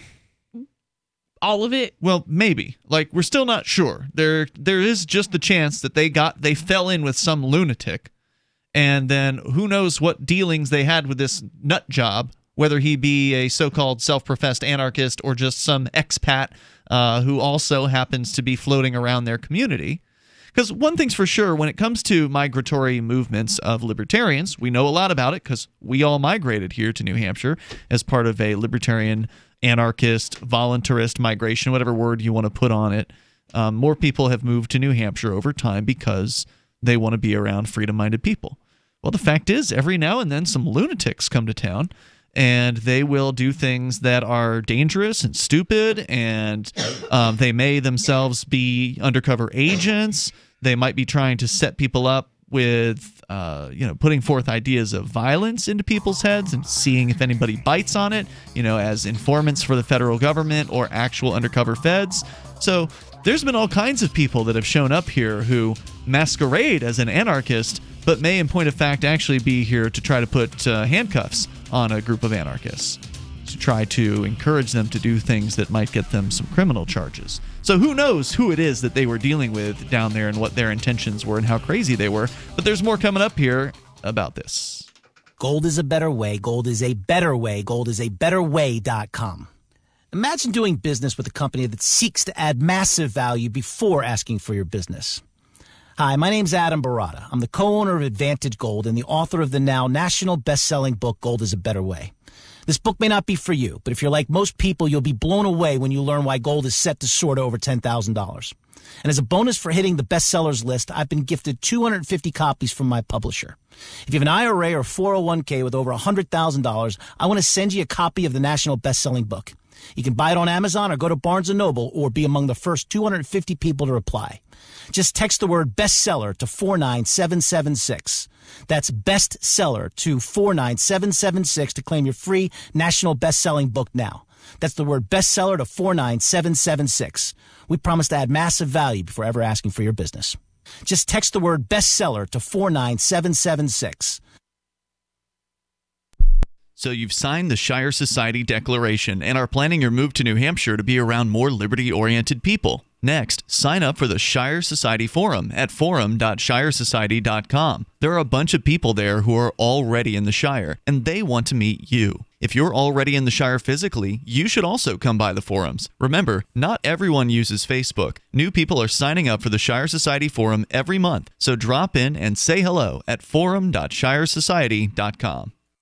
The LRN.FM social media channels have been revamped. We've eliminated Facebook and focused on other platforms like Twitter and Mastodon, the decentralized alternative to Twitter. On our accounts, you'll find posts from multiple LRN.FM show hosts together in one place. Follow us on Twitter at twitter.lrn.fm, or better yet, move to the decentralized Mastodon social media platform at toot.lrn.fm, toot.lrn.fm. I think you'll like it. You're listening to the live edition of Free Talk Live. Hour number 3 is next after the news here on the Liberty Radio Network at LRN.FM.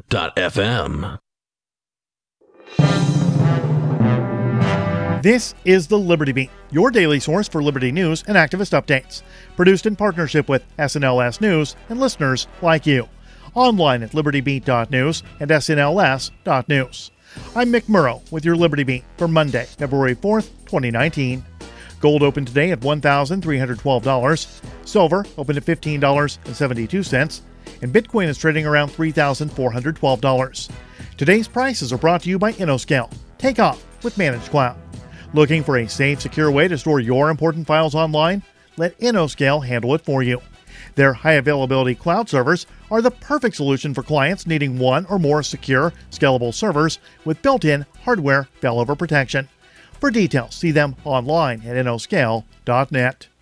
In the news, for much of the past 20 years, critics of U.S. foreign policy have noted it is often countries with sizable oil reserves that most often find themselves the targets of U.S.-backed humanitarian interventions aimed at restoring democracy. Analysis of the nearly 2 decades-long U.S. effort aimed at regime change and democracy promotion in Venezuela has long linked such efforts to the fact that the South American country has the world's largest proven oil reserves. Mid-Press News reports that the current U.S. effort to topple the government led by Nicolas Maduro has become notable for the openness of the coup architects in admitting that putting American corporations, Chevron and Halliburton chief among them, in charge of Venezuelan oil reserves is the driving factor behind the aggressive policy. Last week, Senator Marco Rubio, a key player in the Trump administration's push for regime change, tweeted that the biggest American buyers of Venezuelan oil are Valero Energy and Chevron. Refining heavy crude from Venezuela supports great jobs in the Gulf Coast. For the sake of U.S. workers, I, Rubio, hope that they will begin working with the administration of President Guaido and cut off the illegitimate Maduro regime. In January, the United States government recognized Guaido as the legitimate president of the country. The Liberty Beat is sponsored in part by Brave Botanicals, high-quality kratom and CBD at reasonable prices with excellent customer service. Brave Botanicals is activist-owned and mission-driven, fighting for your right to consume plant-based medicine and natural remedies. Find out more at mybraybotanicals.com. And Liberty Beat listeners can currently save 10% off your purchase by using promo code SNLS at checkout. This is the Liberty Beat for Monday, February 4th, 2019. Find us online at libertybeat.news and snls.news. Voters in Denver, Colorado are set to decide whether to decriminalize possession of small amounts of the hallucinogenic drug psilocybin, which would make it the first city in the United States to hold prosecution of people caught with magic mushrooms. The Independent reports the Colorado City will ask residents to vote on the proposal in May, which does not seek to legalize magic mushrooms, but instead makes them a low priority for law enforcement. Under the proposals, growing would also be decriminalized, although the changes would stop short of allowing the drug to be sold. The investigation into a police officer who tasered a little girl in the back is now a war on cops, according to police. That word comes in a report from the Free Thought Project. The shooting happened last year in Cincinnati when a police officer tasered an 11-year-old girl after he suspected her of stealing food. Since that time, Officer Kevin Brown was disciplined by his department but never fired. Now he is the subject of a criminal FBI investigation that his superiors are calling a politically motivated assault on cops. Cincinnati Fraternal Order of Police President Dan Hills said on Bill Cunningham's talk show on Friday, quote, "The war on police isn't only when people shoot policemen, It's when politicians, and even sometimes politicians with things on their collar within the police department, take part in allowing this kind of assault on our cops." End quote. Not only are Hill's comments incredibly offensive to the family of the victim, but it highlights the disturbing mentality being seen from police departments across the country. Support for the Liberty Beat comes from the Conscious Resistance Network, featuring videos, news reports, and articles from a spiritual anarchist perspective. Experience the Conscious Resistance at theconsciousresistance.com. How would you like to have your business featured on the Liberty Beat? Just send an email to libertybeat@snls.news for details on how to raise your business's profile in partnership with the Liberty Beat. This is the Liberty Beat, produced in partnership with SNLS News and listeners like you. The Liberty Beat is online at libertybeat.news and snls.news. I'm Mick Murrow, reporting Monday, February 4th, 2019. Reminding you, spread liberty with a smile.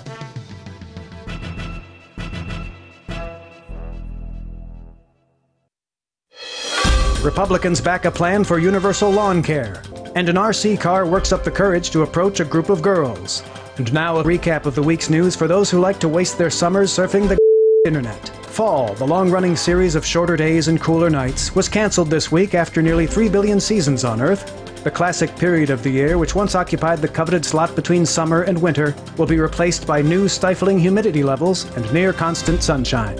A shiny, bobbing object in the water is generating fascination among members of the fish community, who have described it as pleasingly wiggly and minnow-esque. Aquatic experts say that decisive action must be taken against the object very soon.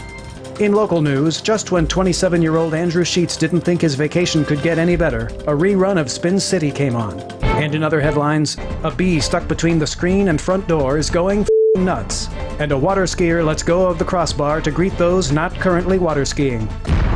This is the Onion News Network.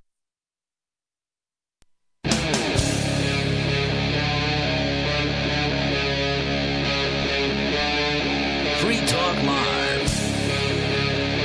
This is Free Talk Live, and you can bring up anything that you want. Our number here is 855-450, free like freedom. That's 855-450-3733. We do have the Discord on-air call-in line rooms as well over at discord.lrn.fm. Just hop into one of those, and we'll get you on the air. You'll sound almost like you are sitting here in the studio with us tonight. It's Ian, Melanie, and Aria. Talking about an anarchist, supposed self-professed anarchist, John Galton, who has been shot and killed in the city of Acapulco, Mexico, which is where our regular co-host Mark Edge is with his family right now, getting ready for the, or I guess relaxing. They're not doing much getting ready at the moment, but for the upcoming Anarchapulco event that will be happening the 14th through the 17th of this month, by the way, and Free Talk Live will be broadcasting from that event.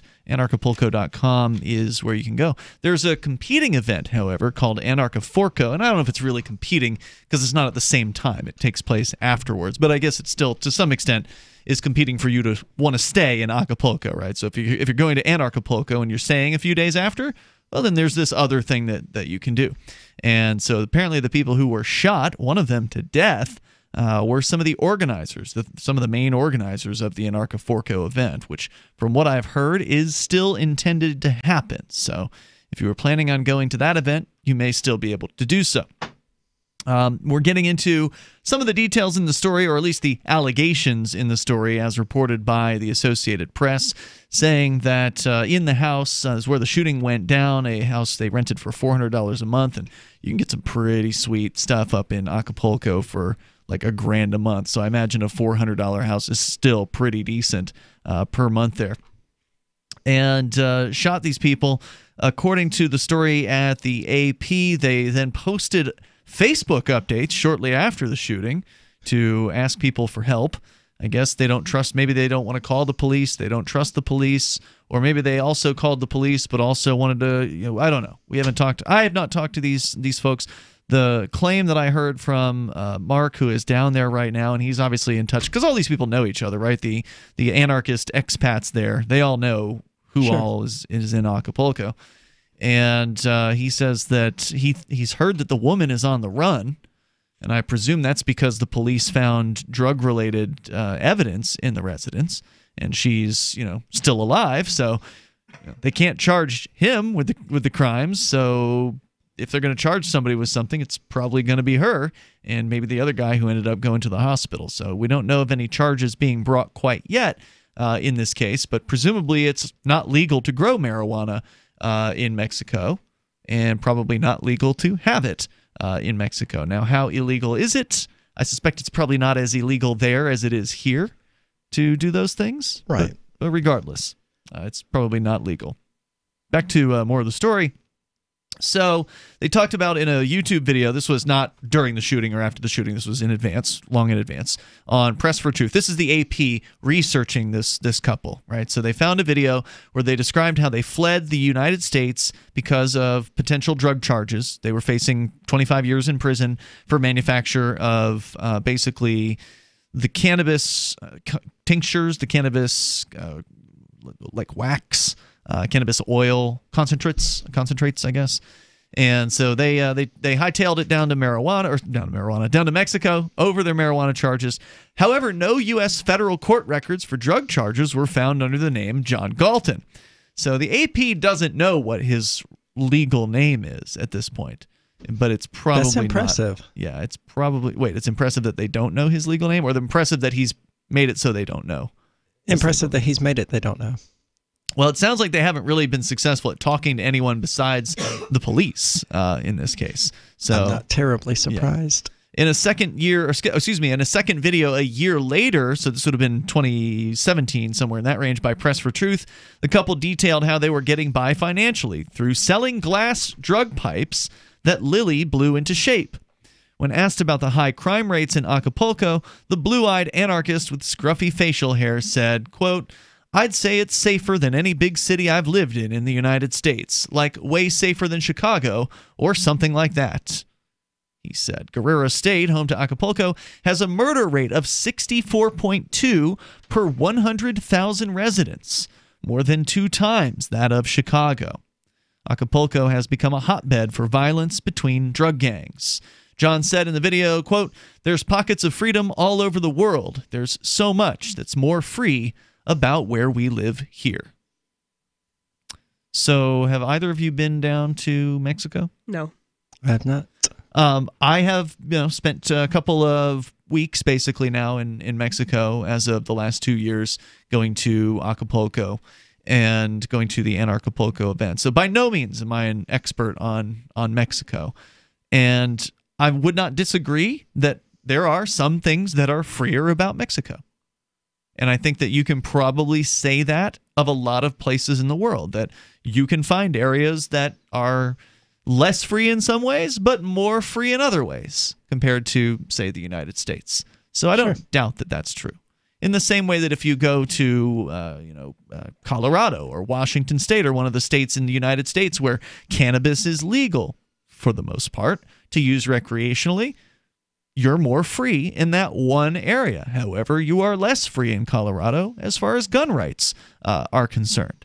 That's also the truth in Mexico, where it's illegal to have a gun as an individual in Mexico. Now, is it? Yeah, in most Latin American countries, it is illegal to bear arms. Unfortunately. Yeah, that sucks. I don't know how any anarchist could live in a place like that and go, "Oh yeah, I'm freer here." Well, the argument is that they do it anyway, right? So the argument is that they will acknowledge that it is illegal, but then they will say, "But everybody does it." Okay, fair enough. They'll tell you that everybody's armed in Mexico who wants to be armed, regardless of the illegal factors. But of course, we all know that when certain things are illegal like this, if the state wants to target you, they certainly can. It gives them yet another aspect that they can come after you for.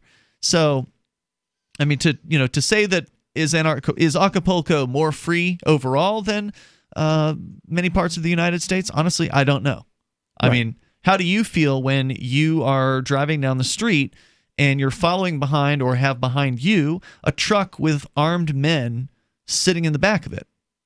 I mean, it's technically not any different than, being followed by a police cruiser with 1 or 2 armed men in it. Except the police cruiser is more likely to, harass you and pirate you. Well, I don't know. I don't know how much more or less likely that is to happen in Mexico. Well, the police get paid to do it. So I would These armed men are the police, just to be clear. The armed men. I said you were referring to some drug cartel or something. No. I'm glad I got to get to that point. No, these are federales. These are people, and they're all over the place. So you actually will see, at least in Acapulco, you will see the armed men in the backs of trucks, like with mounted guns, that kind of thing, like armed men in a back of a truck kind of thing. You see that very frequently. Compared to what you would see here in the U.S., you'd see a police cruiser with 1 or 2 cops in it. You're going to see armed men in the back of trucks more or as often in Acapulco, and I think those guys exist across the entire country of Mexico. Right. So I mean, how does that make you feel? Uncomfortable. Right. But is it more uncomfortable than the man in the cruiser who can also do whatever it is that he wants to? I mean, it's just the difference is really like more in the aesthetic of it than anything else. Never having been pulled over by a truck full of armed people and only having been pulled over by police officers here in the United States, I would hazard the guess that it's significantly more stressful to get pulled over in Mexico by these people you're describing. Especially if you can't speak the language? Well, that too. Right? Because I mean, here in the United States, and I don't know the status of things in Mexico, but we do have more police accountability than many parts of the world do. You have the illusion of a police accountability here. Sure, it's not going to stop them from doing whatever they want to do, but in some cases, you can hold them accountable, and in some cases, they might actually be held accountable. But not always. Well, and not maybe even usually. Maybe they would be in Mexico as well. I mean, I don't know. I mean, it's almost impossible to do it here in the United States, so it would be harder for Mexico to be much worse at accountability of police. There's more coming up here. Your calls and thoughts are welcome. Anarchist shot to death in Acapulco. We'll tell you more about the story on the way. This is Free Talk Live. Smart Cash is a peer-to-peer digital currency that is fast, secure, and easy to use. Smart Cash is building a foundation that can support daily transactions for people everywhere. One feature that sets Smart Cash apart is the Smart Hive governance model and how the community can vote to fund the best projects with block rewards stored in the Smart Hive project treasury. Unlike other cryptocurrencies with voting systems, Smart Cash allows everyone to participate. One smart equals one vote. Learn more at smartcash.cc. Do you operate a retail business and are looking for a solution for point-of-sale cryptocurrency acceptance? It's never been easier thanks to AnyPay.global. There's no paperwork or approval process to open an account. If you already have a tablet at your cash register, you're almost done. Just sign up at AnyPay.global. Drop your personal crypto wallet addresses in our setup page, and then load our app. That's it. You're accepting cryptocurrency like Bitcoin and Dash at your store. Get started now at AnyPay.global. That's AnyPay.global. There are basically 2 types of advertising, direct response and branding. Radio's great for direct response with its low cost to listener ratio, but audio can't be beat for branding, which is a longer term endeavor. You want to be the first thing that someone thinks of when they think about your product or service. If you have a local business that you want kept top of mind in your community, call the station. If you need national reach, Free Talk Live's got around 200 radio stations, millions of monthly listening sessions, can suit all budgets, and if we don't think we're right for you, we'll tell you. Email me, mark@freetalklive.com. Bitcoin.com is delighted to announce their latest partnership with the gift card specialists at eGifter. With many of the world's leading brands on their roster, it is now easier than ever to get the gift cards of your favorite brands with Bitcoin Cash. To get started, just follow these simple steps. Visit giftcards.bitcoin.com, pick the gift card you want, follow the instructions on your screen, and make your payment using your Bitcoin Cash wallet. Sit tight and your gift card will be delivered to you as soon as it's ready. That's giftcards.bitcoin.com. Since time began, tyrants have taken aim at personal liberties. Now there's a movie that aims back. The government has no more right to tell us what to put in our bodies than they have to take our guns or tell us what books we can read. 6 drug police were eaten by bears while raiding a marijuana farm. On your knees, you dirty hippies! Jesus. On your knees! What's the problem, officer? Today, many cops who enforce pot laws do so only because it provides them with cushy jobs, good benefits, and a chance to push people around. I was an undercover narcotics officer. The drug war is nothing but a farce. The Second Amendment says you gotta keep you and your get intact. Guns and Weed, The Road to Freedom. A film by Michael W. Dean and Nima Vadadi. DVD available now at gunsandweed.com or on Amazon. That's gunsandweed.com. Makes the perfect gift. Remember, that's gunsandweed.com.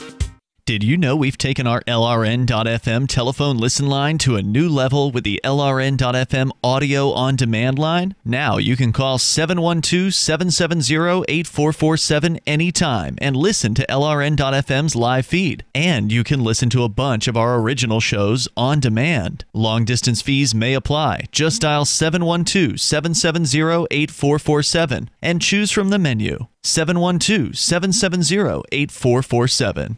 The new 4th edition of Healing Our World, The Compassion of Libertarianism, will take your understanding of liberty to a deeper level and has over 1,300 updated references, new cartoons, and a foreword by Dr. Ron Paul. With discounts for multiple book purchases, the 4th edition of Healing Our World is a great gift for the liberals, pragmatists, environmentalists, and Christians in your life who think libertarianism is cold-hearted. Get yours today at healing.freetalklive.com and use promo code FTL for a $5 discount.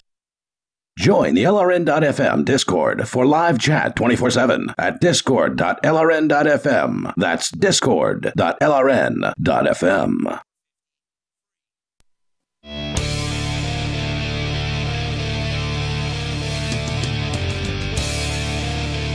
It's Free Talk Live. Dial in, toll free, bring up anything that you want here. Our number is 855-450, free like freedom. That's 855-450-3733.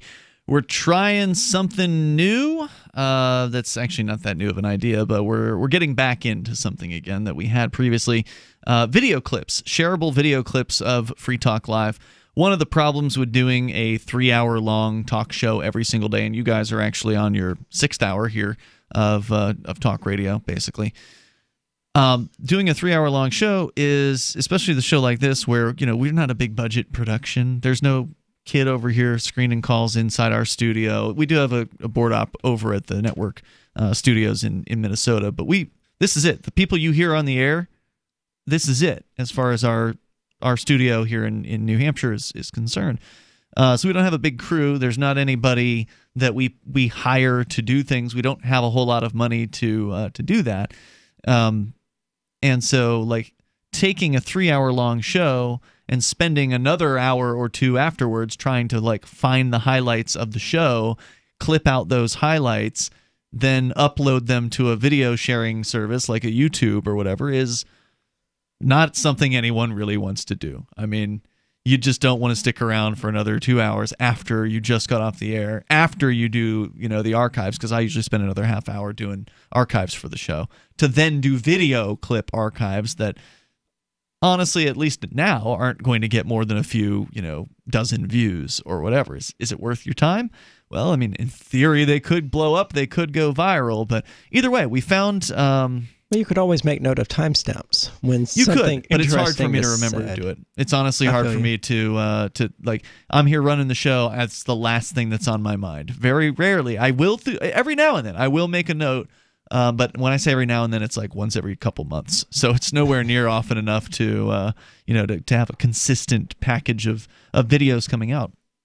So we brought Eric Freerock back on board. He had started a channel called Liberty Clips, I don't know, maybe 4 or 5 years ago. And he was taking clips of libertarian shows, mostly Free Talk Live, but I think he did some of the other liberty shows that were out there at the time, and took what he thought were the best clips of any given show and would upload the video clips of that, sometimes with like added graphics and stuff too. So like he'd go above and beyond the call of like basic just cutting videos to make them a little bit more visually appealing, because looking at webcams is probably not the most visually appealing of things. And so we talked to Eric and we brought him back on board. In fact, we're spending a little bit of the AMP money to do this. So this is one of the ways we're trying to advertise, market, and promote Free Talk Live, by giving shareable length video clips of like a topic that we discussed or a discussion that we had, so you can share those on whatever social media that you want, because it's more effective to share a 5-minute clip than it is to say, hey, friends and family, there's a really cool segment in this 3-hour-long clip here. It's at an hour and 20 minutes in. Just go ahead and here's the... No, it's just a lot easier to put your favorite clip as its own entity as what you're sharing. So we now have that And you can go to clips.freetalklive.com. That'll take you to the channel where you can subscribe on YouTube and get those clips. And then you'll see them as they come out. And if you like them, we would hope that you would share them, because that will help spread Free Talk Live, and that helps spread the ideas of freedom. So if you care about liberty, we now have a new tool that will allow you to get some of your, hopefully, your favorite moments of the show out into people's hands without having to burden them with an entire 3-hour-long archive that they have to, even though you can jump to the point that you want them to jump to with YouTube, it's still just not as shareable. You know what I mean? It isn't, but also worth mentioning is that Twitch includes the clip feature and the highlights feature. So if you find something that you do really like, you can quickly clip it or highlight it. It could be crowdsourced, is what you're saying? You're saying that... Well, I'm saying if somebody out there sees something that they think, oh, my family and friends should see this, you can clip it yourself, and it only takes... I did my first one, like 12 hours ago-ish. Now, you said highlights. I know that Twitch has a clip feature, which usually clips, I think, the last 60 seconds or 30 seconds. Highlight is for anything greater than 30 seconds, so but it's the same basic thing. Okay, I didn't know that. Yeah. That's interesting. Well, I would love to see that get decentralized. I mean, it would be wonderful if we could do it without having to have just one person be the person who does it. But our audience is so small at this point, any amount of contributions in that area is more than what we have, basically. So if one person were to clip tonight's show, that would be like the first clip we've had all week, basically, on Twitch. So we're we're incentivizing the videos to get done by basically we've got Eric. We're paying him to do some of it, but we're also going to drive traffic to his channel. So the idea is hopefully we can build up his YouTube channel to the point where he just wants to do it because it's making him money. Would be nice. That'd be the nice way to do it. How easy that'll be, I'm not sure. But we had to try something new. So check it out over at clips.freetalklive.com. Let's go to the phones. To the phone, we got Paul in California. You're on Free Talk Live. Hello, Paul. Yeah, hello. Hey, you're on the air. I was wondering, aren't you concerned about your own welfare going down there? It sounds like he was an organizer for some of the festivities that you're going to participate in. You're talking about the shooting of a self-professed anarchist, shooting and killing of an anarchist down in Acapulco. He was an organizer of an event down there called Anarchist, but even if he'd been an organizer of Anarchapulco, which is the event that I'll be going to, it wouldn't change my mind about attending the event at all. I mean, why would I worry about that? Well, because I thought maybe that somebody in Acapulco, maybe like an ex-military or an ex-police officer, doesn't like the hippies going down there and doing what they can't do in America and trying to live that lifestyle down there, and they went and smoked them. Well, then why doesn't the military and the cops just live in the country they like? I mean, it's a speculative... That's also not what happens. Yeah, well, we don't know exactly what the motivation of the killer was, right? Like, we have speculation, but what you're saying there, Paul, is definitely speculative, the idea of the motivations behind this this killing. It has not been a mass killing of anarchists in Acapulco. I have not heard that anybody's calling off an event or anything like this for fear of some, mass murder of anarchists or something like that. Anything can happen in life, obviously. I mean, there's crazy people out there. But one thing that you really shouldn't do, I don't think, is live in fear of what might happen.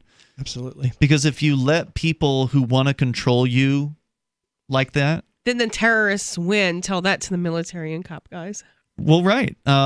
So canceling a plan to go to an event because one person was murdered is absolutely letting the terrorists win in that case, if that was the intention of the killers. And again, we have no idea if that was their intent. I would be extremely surprised to learn that there was a link between the guy running Anarchist and his being shot.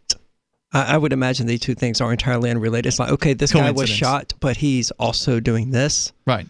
So this is what we're going to talk about because this is, more interesting. It's sort of like the AP digging for things. They find, oh, he's an anarchist. Because that's what leaps out at you. Sure, it's a noteworthy thing about him. There's no doubt. But Paul, the idea of just being afraid in general, people get freaked out about Acapulco. When folks are saying they're going to go to Acapulco, when they tell their family members this is a conversation that happened at the event last year, by the way. And thanks for the call tonight, Paul. I appreciate it. Their family members are like, oh, it's dangerous there. There's murders. You shouldn't go to Acapulco, it's dangerous. And it's like, but it's also a beautiful place, and most of the time you're not going to get murdered when you're in Acapulco. By definition, most of the time you will not get murdered. The odds that you're going to get murdered are very, very slim. More coming up. Would you like to get back that full head of hair from years past? Now, there is Reveal. Beverly Hills celebrity dermatologist Dr. Nathan Newman took nearly a decade to develop Reveal from natural botanicals to return to a full-body head of hair. Reveal for men and women with a 30-day money-back guarantee at gcnlife.com or toll free 844-443-6637. 844-443-6637. Reveal at gcnlife.com. You may need this herbal tea for relief right away, so write this down. DRMILLERS clinic.com. If you take meds, then suffer stomach distress, constipation, indigestion, acid reflux, and bloating, and nothing else helps, get Dr. Miller's Holy Tea or Super Holy Tea, a cleansing, detoxifying herbal tea now available at great rates direct from Dr. Miller's office. Call or click 888-660-7039 or DRMILLERS clinic.com.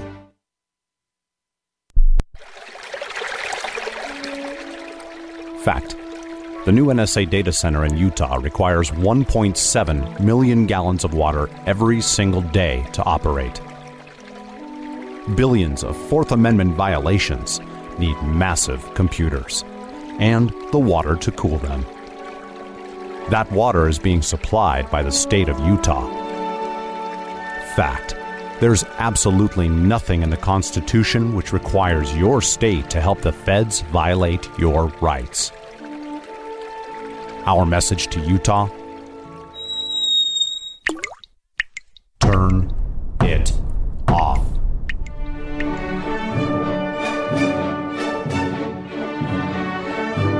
No water equals no NSA data center. Visit offnow.org.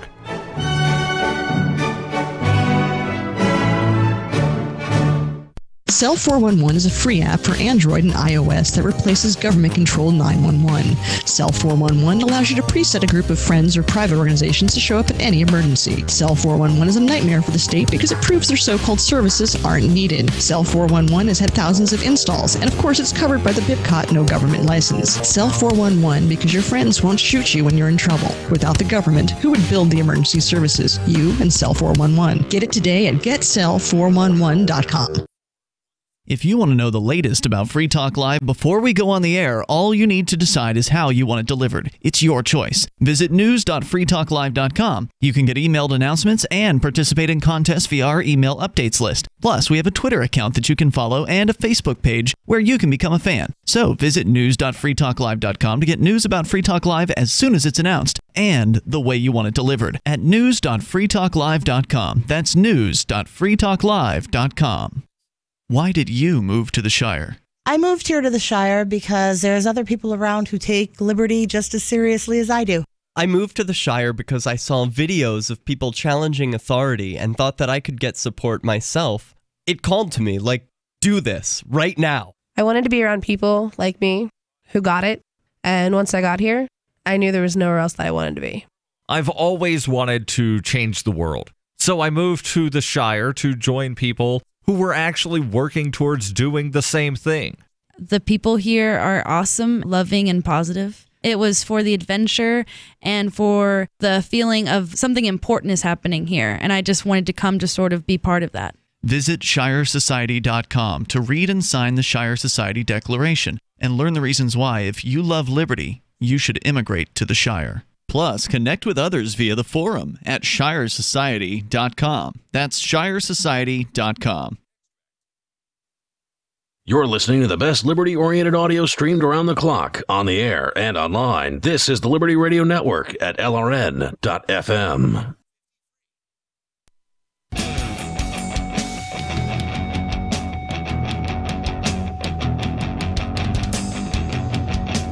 It's Free Talk Live. You dial toll free to join us here. Our number is 855 855-450-FREE, like freedom. That's 855-450-3733. And I want to say thanks to Brett Perry, who is a gold amplifier, somebody who gives $10 a month to the Free Talk Live AMP program over at amp.freetalklive.com.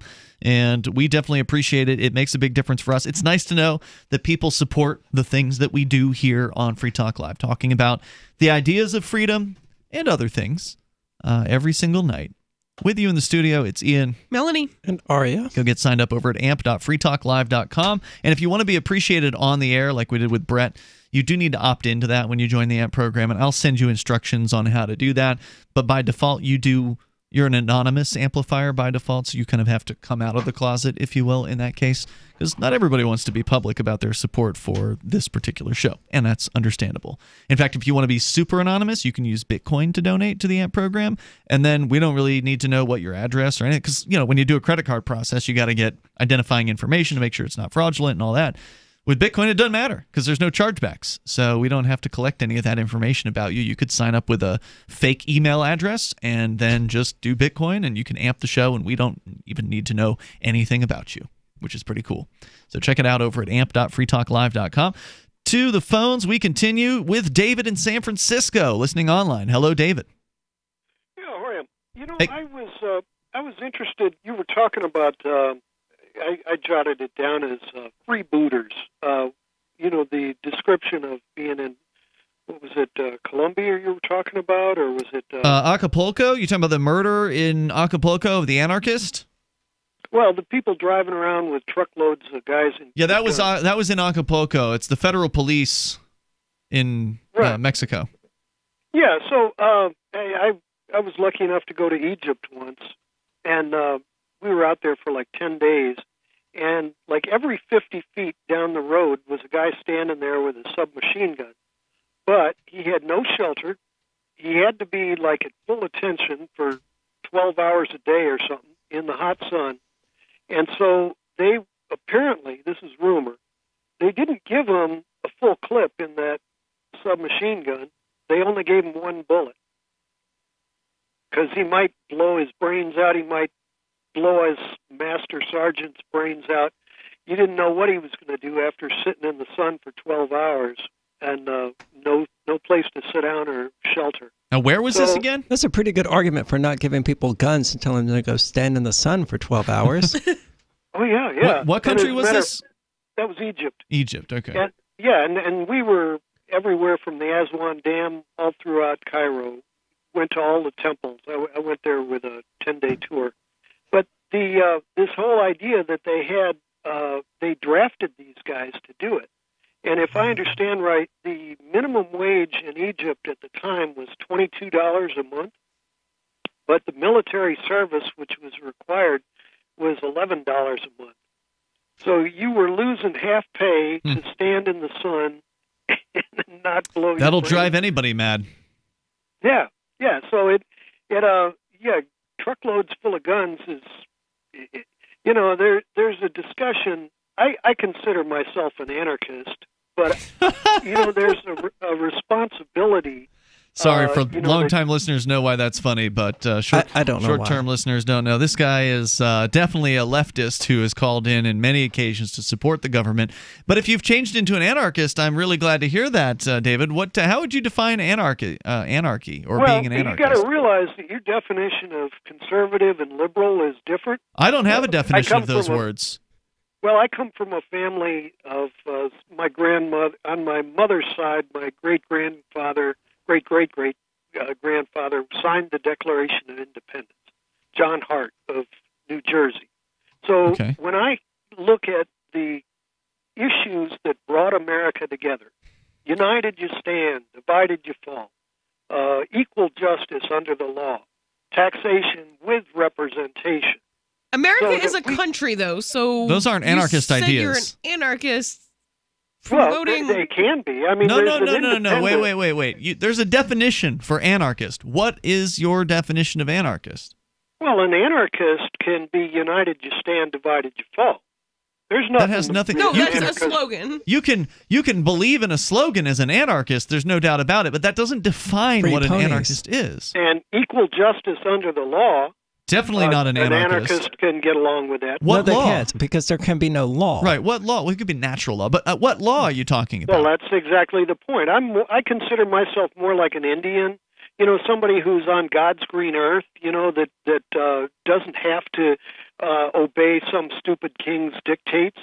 It's and I can live in. If you read Thomas Paine, the guy that basically created the American Revolution with his book by because Common Sense. I studied Thomas Paine in college. He's actually one of my favorite writers. No, he did not basically create the American Revolution. He was a minor figure, and he was well respected among some of his peers, but he was ultimately used and discarded by those same people because they sought power, and he did not approve. The government that they created based on his writings was absolutely a Leviathan power-grabbing government. I could talk about him all day, but if you look at the opening paragraphs of Common Sense, you're describing a period of time of, 15, 20 years with him. I'm talking about the very first days of the American Revolution, where he describes that a society is when people are in common agreement, and a government is when you create a function. You want to keep the lock and dam working, and so the government is created to keep a guy paid to take care of the lock and dam. Well, Thomas Paine was certainly not an anarchist anyway. That's usually the excuse for a government, at least up front. But he expanded this considerably more so in his later writing, The Rights of Man, where he pointed out the fallacies of government and government control. And again, he wasn't even an anarchist. He was a classical liberal. Well, his description of a society can include an anarchist, but it's when there's common agreement. You don't want to be crapping in the canal because that stenches it up for everybody. It's like... Why is it always poop? And if someone owned the canal, they could just prohibit that. It is always poop. Like, I've argued with nobody many... likes poop, with the exception of very few people. They didn't have always, toilet. And the response of you guys is always, what if somebody poops in your water? What is this obsession? That's where government comes in. It was Jackie's go-to response calling as for well. government. How can you be an anarchist and call for any kind of government, any kind of... What happens when a guy upstream poisons the river? Dude, it's like you're reading a script from things like Jackie say. No, it's real. It's real. It happens. It happened in the Erie Canal. It happened in every major river. You start reading about... What happens when the government poisons the river upstream?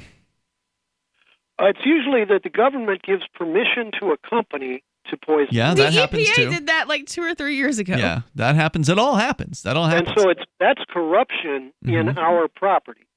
The government is supposed to work toward the best interest of a lot all of things are supposed to do a lot of things, but what but they actually I don't give up accomplish on is the problem. I don't give up on the concept of equal justice under the law, free to, the taxation with representation, and how can somebody represent you?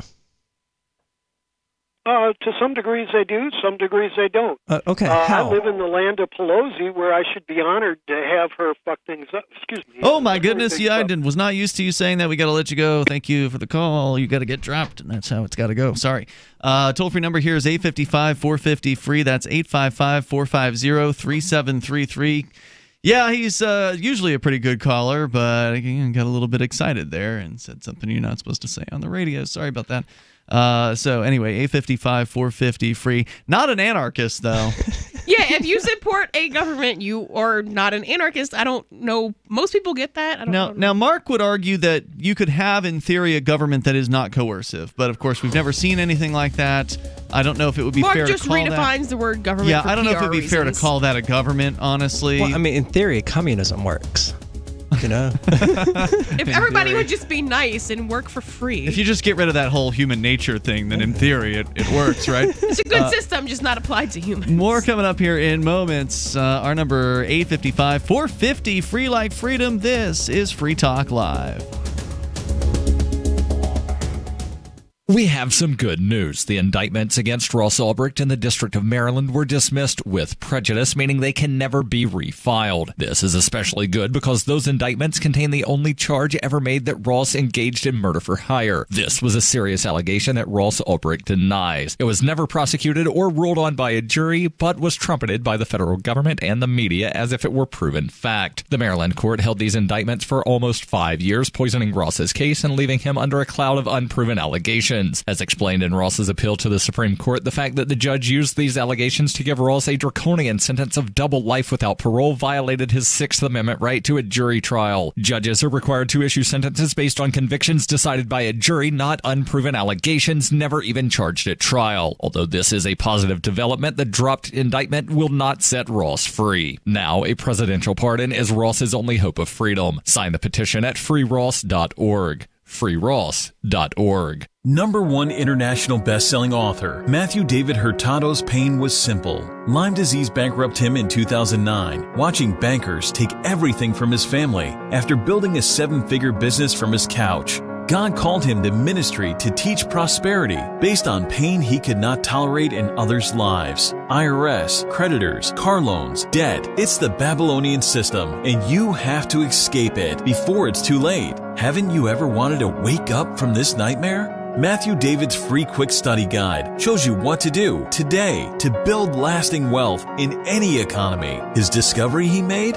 It's all consciousness. Get Matthew's 7-figure quick study guide for clarity, certainty, and a proven strategy to build wealth once and for all. Visit escaperightnow.com. Do it now. It's free. escaperightnow.com for a prosperous future ahead with peace of mind. escaperightnow.com.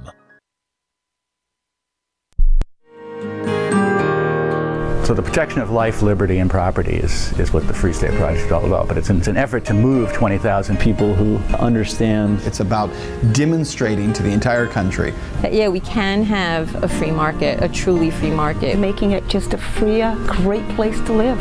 It's the world's largest voluntarist libertarian community, and it's only getting bigger. That's amazing, to be able to move to a place where other people passionately believe in being free and independent. What the Free State Project is managing to do, though, is to put their money where their mouth is. Physically getting up across the country and saying, let's go someplace and let's demonstrate the power of these ideas. There's a lot of kind of philosophy that surrounds liberty. There's a lot of thinking about it and talking about it. But here in New Hampshire, people are doing it. 101 Reasons Liberty Lives in New Hampshire, a documentary by Free State Project Early Movers. Watch it free at 101reasonsfilm.com. 101reasonsfilm.com. Some of you asked, and now we've delivered. LRN.FM's live Keene, New Hampshire studio shows are now streamed in HD on Twitch. Visit our channel at twitch.lrn.fm and give it a follow. If you have Amazon Prime, you get 1 free subscription on Twitch. If you use it on our channel, Twitch will give LRN.FM a monthly piece of your Prime subscription cost. So please watch, follow, share, and subscribe to twitch.lrn.fm. That's twitch.lrn.fm. When you hear the word lobbyist, you probably think about greedy corporations, but not all lobbyists are the same. Some are fighting for the freedoms you hold dear. Liberty Lobby LLC is doing just that in New Hampshire, working hard to represent you, not some special interest group. You can help by going to libertylobby.info, where your contribution will give us the tools we need to ensure that your voice is heard. Visit libertylobby.info today to find out more. Do you love Twitter? Make sure you favorite the LRN.FM Twitter account so you can receive our tweets at twitter.lrn.fm. That's twitter.lrn.fm.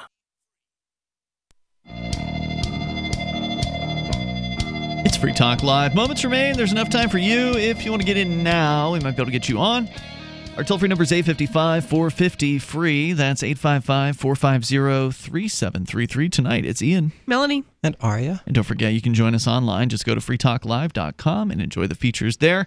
If you would like, you can follow us on Twitch. And on Twitch is where we have our highest quality video streaming. We still have a YouTube channel, but it only gets the 360p quality, while our YouTube stream gets 720 beautiful, crisp lines of resolution that you can watch the show with, or just listen. You can also use Twitch as a listening app, although, of course, you can also tune into our live streams with any MP3-based app, but Twitch does have an audio-only option. So it's a nice way to listen to the show. Plus, they've got their own chat room there in Twitch, which isn't quite as busy as the Discord chat server, but nonetheless, it is there. So head on over to twitch.lrn.fm. You can also follow us that way. In fact, I got a comment from a listener the other day saying thanks for being on Twitch, because normally they were a podcast listener, but they like the idea of listening live, so they don't ever remember that we're live, and so having the notification come in on their phone, because there's a Twitch app that you can get. So if you follow the channel on Twitch, then you'll get notifications. I think they might be turned on your account by default. If not, you may have to enable them in your settings. But either way, you can either get an email notice or you can get a actual like little notification thing on your notification bar on your smart device. And then that reminds you, oh yeah, that show I like is on the air. And it'll also remind you about Aria's show, which is Call to Freedom, that you can listen to or watch. It's also on the same Twitch channel. So if you subscribe to the LRN.FM Twitch channel, you'll be able to see both Call to Freedom and Free Talk Live, as well as Vincent's show on Saturday evenings, which is Questioning Authority, and the occasional Jazzy Cam stream, which is the very cute dog that hangs out in the studio here. Sometimes she has her own 100% Jazzy Cam time, where you'll just be able to listen to whatever's on LRN and watch a cute dog if you want. And then there's every now and then, not very often, I'll do a video game stream as well. So that happens. Plus, when we're not on that stream, every now and then you'll see Aria doing her own game streams from her own channel, because they have the ability on Twitch to do this thing called auto-hosting, where I have a list of Free Talk Live and LRN listeners who also are Twitch streamers, like you, Aria. Yeah. So you don't have to be a host to be on that list, even though you are. If you're just a listener, if you're a fan of what we do here, I'll put you on the auto-host list. And then whenever we're not broadcasting, and maybe you are, or one of those other people like you, Aria, you're broadcasting. So like last night at 2 a.m.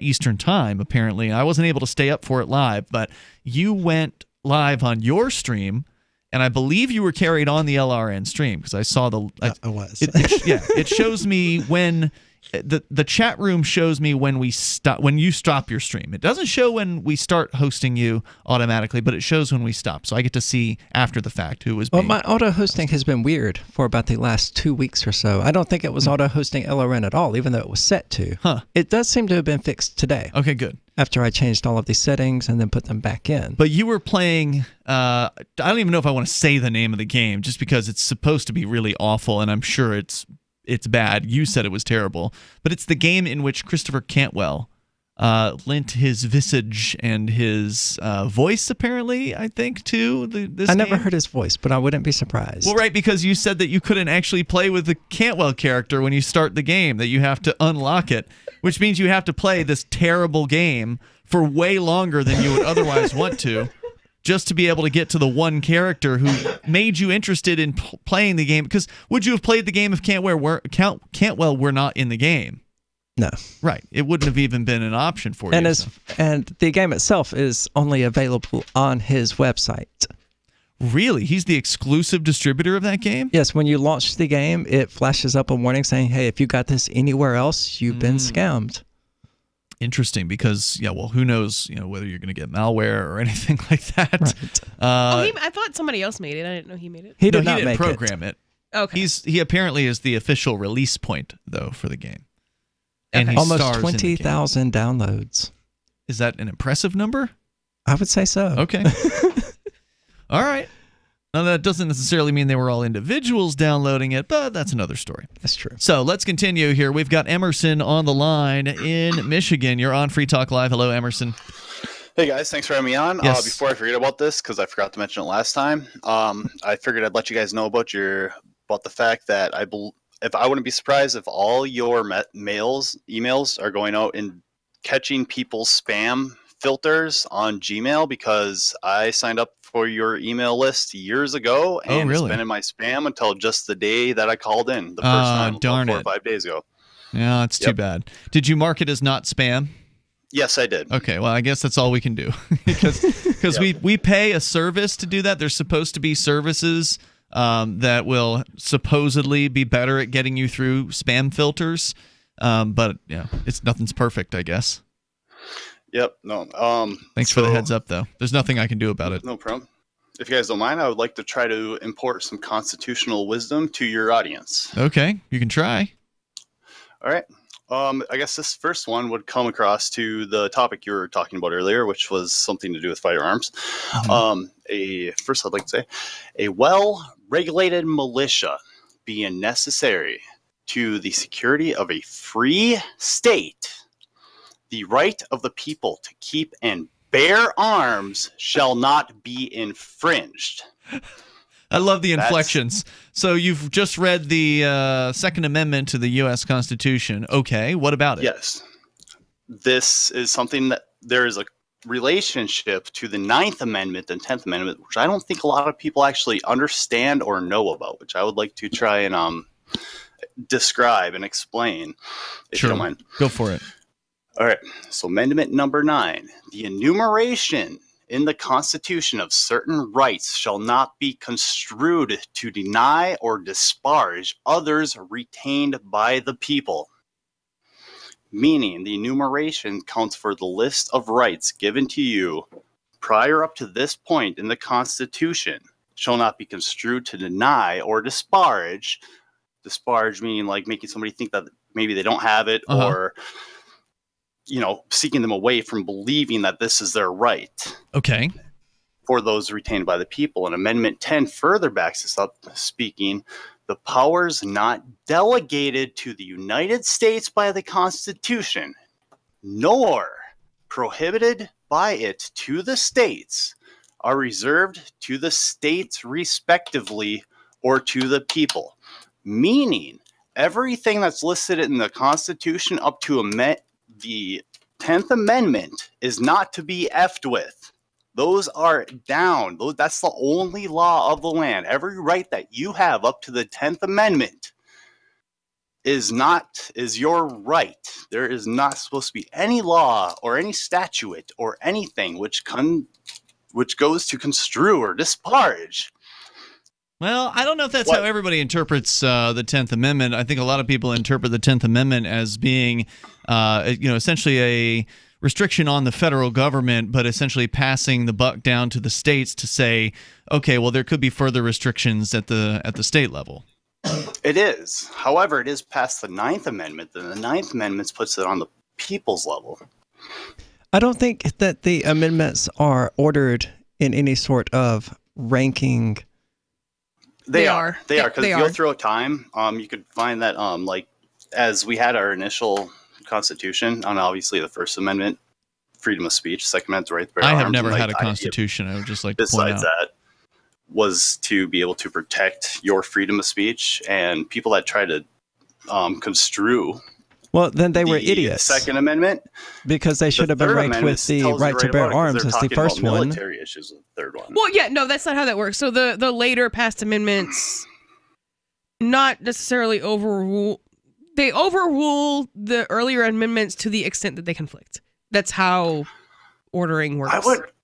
I would go to disagree and say that the earlier amendments overrule at a base point. Every single judge in the country disagrees with that, so it kind of doesn't matter. Well, either way, Aria, it doesn't. But I mean, so Aria, you were laughing as he read those. There's also a portion of the country that does agree with it. Can you explain why that was funny?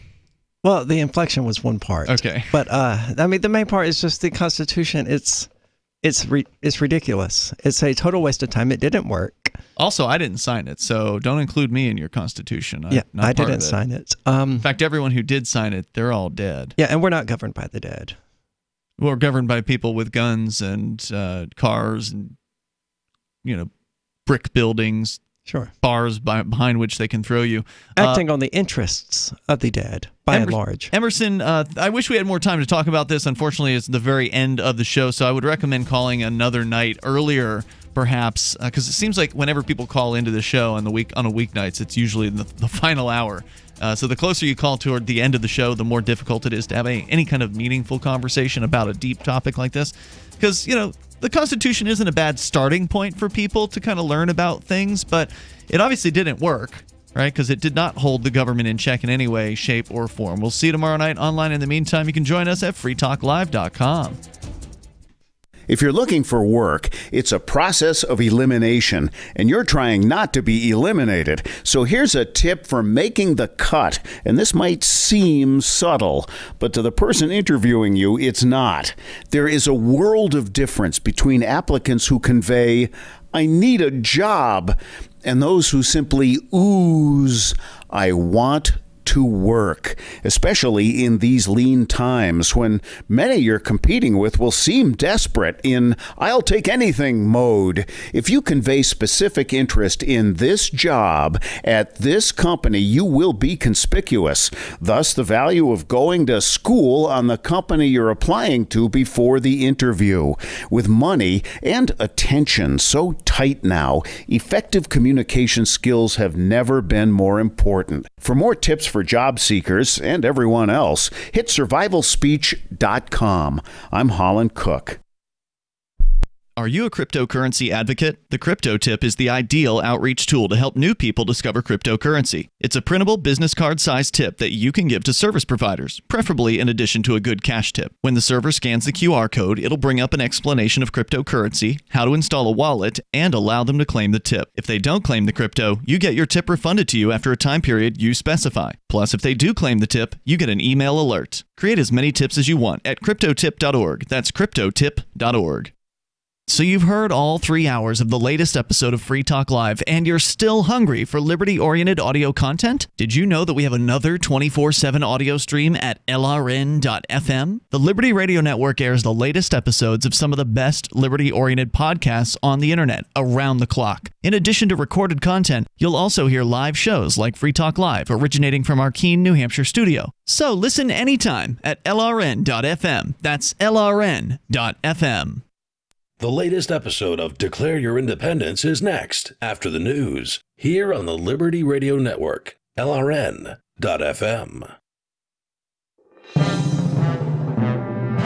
This is the Liberty Beat, your daily source for liberty news and activist updates.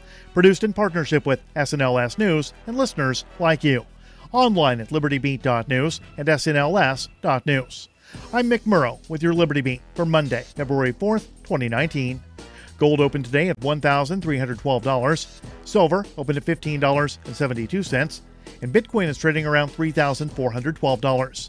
Today's prices are brought to you by InnoScale. Take off with Managed Cloud. Looking for a safe, secure way to store your important files online?